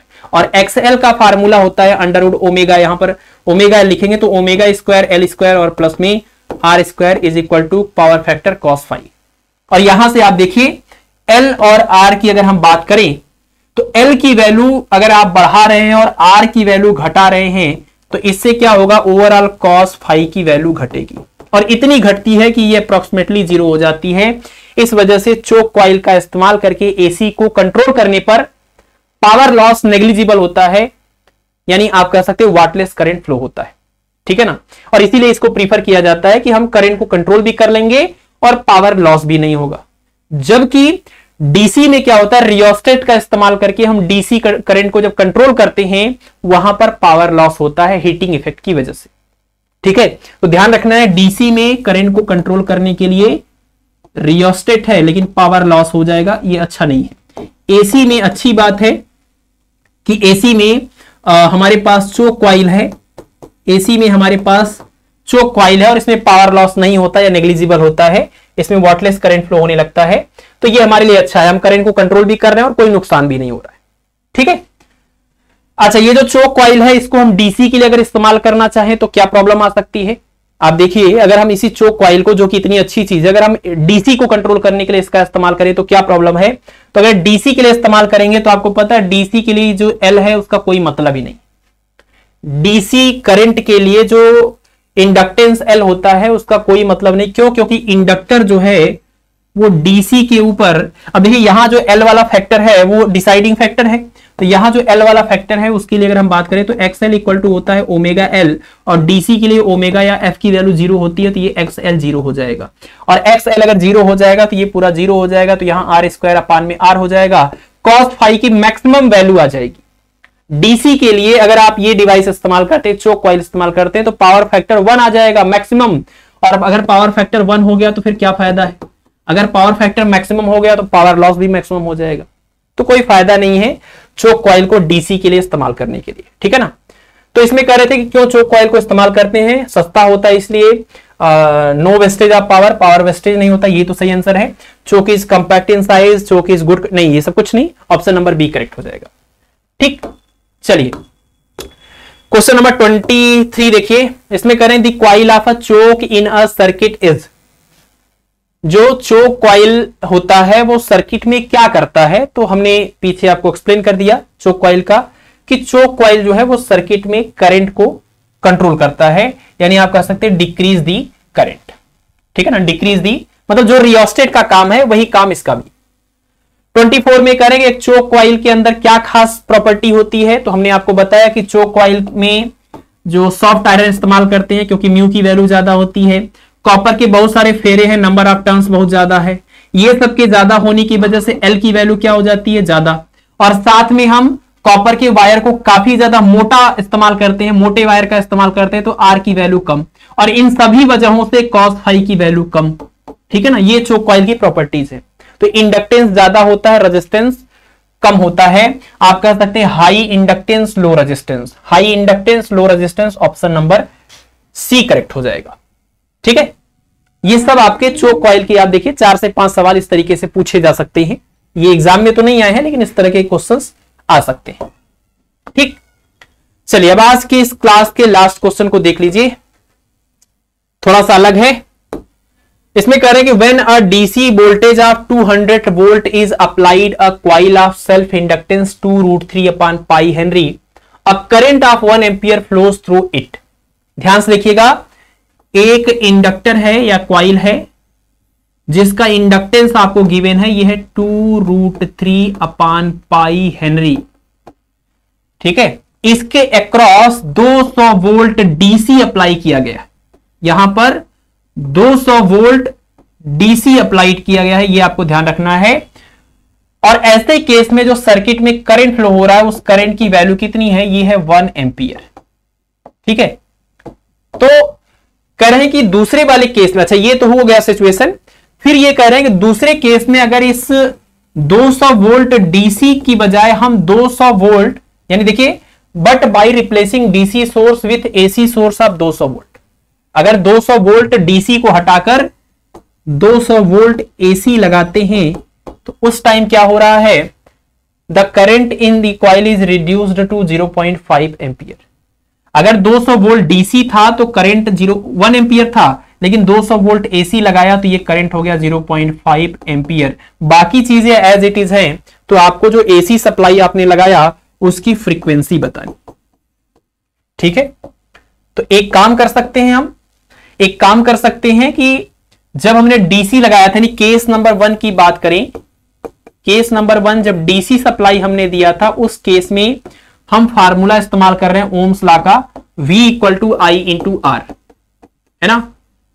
और यहां पर V equal to I into R की बजाय यहां पर हमें XL लिखना चाहिए कि नहीं लिखना चाहिए, यह भी हमें ध्यान देना होगा।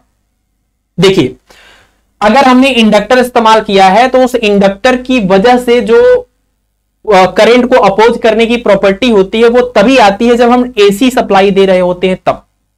डीसी के लिए इस इंडक्टर का जो जिसको हम XL बोलते हैं वो डीसी के लिए काम ही नहीं करता है। क्यों नहीं करता है?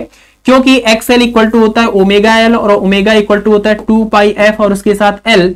और जब बात डीसी की हो रही है और डीसी में कोई डायरेक्शन चेंज नहीं होता, पीरियोडिक चेंज नहीं होता है, तो उसकी फ्रीक्वेंसी होती है 0 डीसी की। और अगर ये 0 है तो ये पूरा पार्ट 0 होगा, यानी एक इंडक्टर किसी भी डीसी करंट के लिए कोई भी रेजिस्टेंस ऑफर नहीं करता, यानी इस इंडक्टर की वजह से करंट को अपोज करने जैसी कोई चीज नहीं आएगी। हां, लेकिन जो आपने पूरा वायर इस्तेमाल किया है, इस वायर का अपना कोई रेजिस्टेंस तो होगा, है ना। ये आपका इंडक्टिव रिएक्टेंस भले ही 0 है लेकिन रेजिस्टेंस R होगा इस पूरे वायर का, कॉइल का। तो रेजिस्टेंस R हम यहां लिखेंगे, XL नहीं लिखेंगे। क्यों? क्योंकि डीसी के लिए XL का कोई मतलब नहीं, डीसी के लिए XL का कोई मतलब नहीं। तो ये फार्मूला आपका बनेगा V is equal to I into R DC के लिए, और V है 200 और I की वैल्यू है 1, तो यहां पर आपका ये 200/1 R की वैल्यू आ जाएगी 200 ओम। यानी आपने जिस वायर का आपने कॉइल बनाया हुआ है उसका रेजिस्टेंस R आपको मिल गया कितना? 200 ओम, ठीक है ना। इसका रेजिस्टेंस मिल गया आपको 200 ओम। डीसी के से आपने इतना सॉल्व कर लिया। अब एसी के लिए सेम इक्वेशन इस्तेमाल करना है, तो एसी के लिए आपके पास फार्मूला क्या हो जाएगा? V इक्वल टू आई। अब देखिए जो आपने यहां पर इस्तेमाल किया है अभी इस टाइम, अब ये जो कॉइल है उसका अपना एक तो ये वाला रिएक्टेंस हो काम करेगा एसी के लिए, क्योंकि एसी के लिए एफ की वैल्यू 0 नहीं है तो ये कुछ वैल्यू आएगी नॉन जीरो। साथ ही साथ जो पूरा वायर आपने इस्तेमाल किया उसका कोई एक रेजिस्टेंस भी है प्रॉपर, आर की वैल्यू है 200 ओम। तो V इक्वल टू हमें लिखना होगा I इंटू जेड, मतलब अलग से कोई हमने रजिस्टर R नहीं लगाया, लेकिन जो कॉइल है उसी का रेजिस्टेंस है, उसी का अपना रिएक्टेंस है। तो V equal to I into Z यहां पर लिखेंगे, ठीक है। तो V equal to I into Z में हमें V की वैल्यू पता है, 200 वोल्ट हमने AC लगाया हुआ है, मतलब VRMS है। और जो करंट फ्लो हो रहा है वो IRMS भी हमें दिया हुआ है 0.5, AC केस में 0.5 और इनटू में Z। यहां से हम पहले तो Z की वैल्यू निकाल लें, 200 और बटे में 0.5 यानी 1/2, जो ऊपर जाकर के 4 बन जाएगा, यानी 400 ओम। यानी ये पूरा आपका कॉइल जो है रिएक्टेंस और रेजिस्टेंस से मिल करके 400 ओम ऑफर कर रहा है एसी सर्किट को। तो Z की वैल्यू अगर आपको मिल गई, अब Z के लिए आप फार्मूला इस्तेमाल कर लीजिए। Z equal to LR circuit है तो अंडर रूट क्या हो जाएगा? XL स्क्वायर और प्लस में R का स्क्वायर। सॉल्व करेंगे दोनों का स्क्वायर करके तो Z स्क्वायर इक्वल टू हो जाएगा XL स्क्वायर और प्लस में R स्क्वायर। आपको Z की वैल्यू पता है, आपको R की वैल्यू पता है, दोनों को इसको एक साइड लाइए तो XL स्क्वायर के लिए इक्वेशन बन जाएगा, ये बन जाएगा XL square equal to Z square minus में R स्क्वायर, यानी ये हो जाएगा आपका 400 का स्क्वायर माइनस में 200 का स्क्वायर। तो यहां से सॉल्व करेंगे, एक बार प्लस एक बार माइनस, तो यानी कितना हो जाएगा? ये प्लस करेंगे तो कितना हो जाएगा? 600 और माइनस हो जाएगा तो ये 200 is equal to XL square. और XL के लिए फार्मूला है ओमेगा एल। ओमेगा को आप लिखेंगे 2 पाई एफ, तो 2 पाई एफ और उसके साथ में ये L और इसका ये square is equal to 12 into 10 power कितना? 10 पावर 4। बस आप इसको वैल्यू रख लीजिए तो ये हो जाएगा 4, यहां पर हो जाएगा, इसको सॉल्व करते हैं यहां से हटा के, यहां पर देखिए ये हो जाएगा आपका 4 पाई स्क्वायर एफ स्क्वायर और एल स्क्वायर, और एल की वैल्यू देखिए कितनी है, एल की वैल्यू है 2√3 अपान पाई, तो इसका स्क्वायर करिएगा 4 और √3 का 3 और अपान में पाई स्क्वायर, तो 4 pi square F square L square is equal to कितना है, ये 12 इंटू 10 पावर 4, पाई स्क्वायर से पाई स्क्वायर कैंसिल, 4 इंटू 3 12 से ये 12 कैंसिल, और ये 4 इधर चला जाएगा, तो F square equal to 10 power 4 upon 4, square root अगर लेंगे तो यहां से एफ की वैल्यू आ जाएगी कितनी, 10 पावर 2 और अपान में 2, यानी 100 अपान 2 यानी कि 50 हर्ट्ज। कितना आंसर आ जाएगा, 50 हर्ट्ज, यानी जो आपने एसी सप्लाई दिया है उसकी फ्रीक्वेंसी हो जाएगी 50 हर्ट्ज। ठीक है, फिर से एक बार ध्यान समझिए, सबसे पहले आप डीसी के लिए, डीसी जब आपने सप्लाई दिया था उस केस में ओम्स लॉ इस्तेमाल करेंगे, और यहां से आप इस कॉइल का रेजिस्टेंस आर निकालेंगे और इसका रिएक्टेंस 0 हो जाएगा डीसी के लिए, ये 0 हो जाएगा, लेकिन V equal to I into R से आर निकल जाएगा।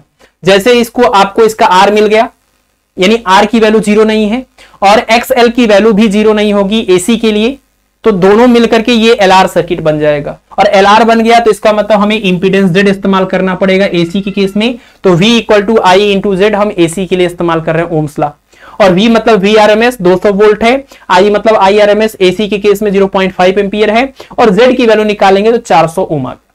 तो Z की वैल्यू मिल गई, R की वैल्यू मिल गई, तो यहां से हम क्या करेंगे, Z का ये कॉन्सेप्ट यूज करेंगे, Z का जो जनरल फार्मूला होता है Z equal to √XL square plus R square, वहां से हम Z की वैल्यू और R की वैल्यू रखेंगे और XL की जगह पर इस्तेमाल करेंगे ओमेगा L या 2 पाई FL, और सॉल्व कर देंगे तो हमें F की वैल्यू मिल जाएगी 50 हर्ट्ज, यानी ऑप्शन नंबर सी करेक्ट हो जाएगा। ठीक है ना, थोड़ा अलग था ये आपके इंपॉर्टेंट क्वेश्चंस के लिए हमने सेलेक्ट किया था, एग्जाम में नहीं पूछा है बट पॉसिबल है इस तरह से सवाल पूछ लिया जाए। ठीक है, तो बस आज के लिए इतना ही, आज की इस क्लास का ये लास्ट क्वेश्चन था, और इस तरीके से आपका जो मास्टर बैच 2.2 है उसका लेक्चर नंबर 44 कंप्लीट हो गया, और ये इलेक्ट्रिसिटी एंड मैग्नेटिज्म यूनिट का सेकेंड लास्ट लेक्चर भी था। नेक्स्ट लेक्चर जो होगा वो इलेक्ट्रोमैग्नेटिक वेव का होगा, लेक्चर नंबर 45, और यूनिट नंबर 5 आपका कल कंप्लीट भी हो जाएगा। ठीक है ना, यूनिट नंबर 5 जो है वो कल आपका कंप्लीट हो जाएगा पूरी तरीके से। इसके बाद हम मॉडर्न फिजिक्स और इलेक्ट्रॉनिक्स की बात करेंगे। ठीक है, तो बस आज के लिए इतना ही, बाकी आप लोग पढ़ाई करते रहें और अपने स्वास्थ्य का ख्याल रखें। Thank you.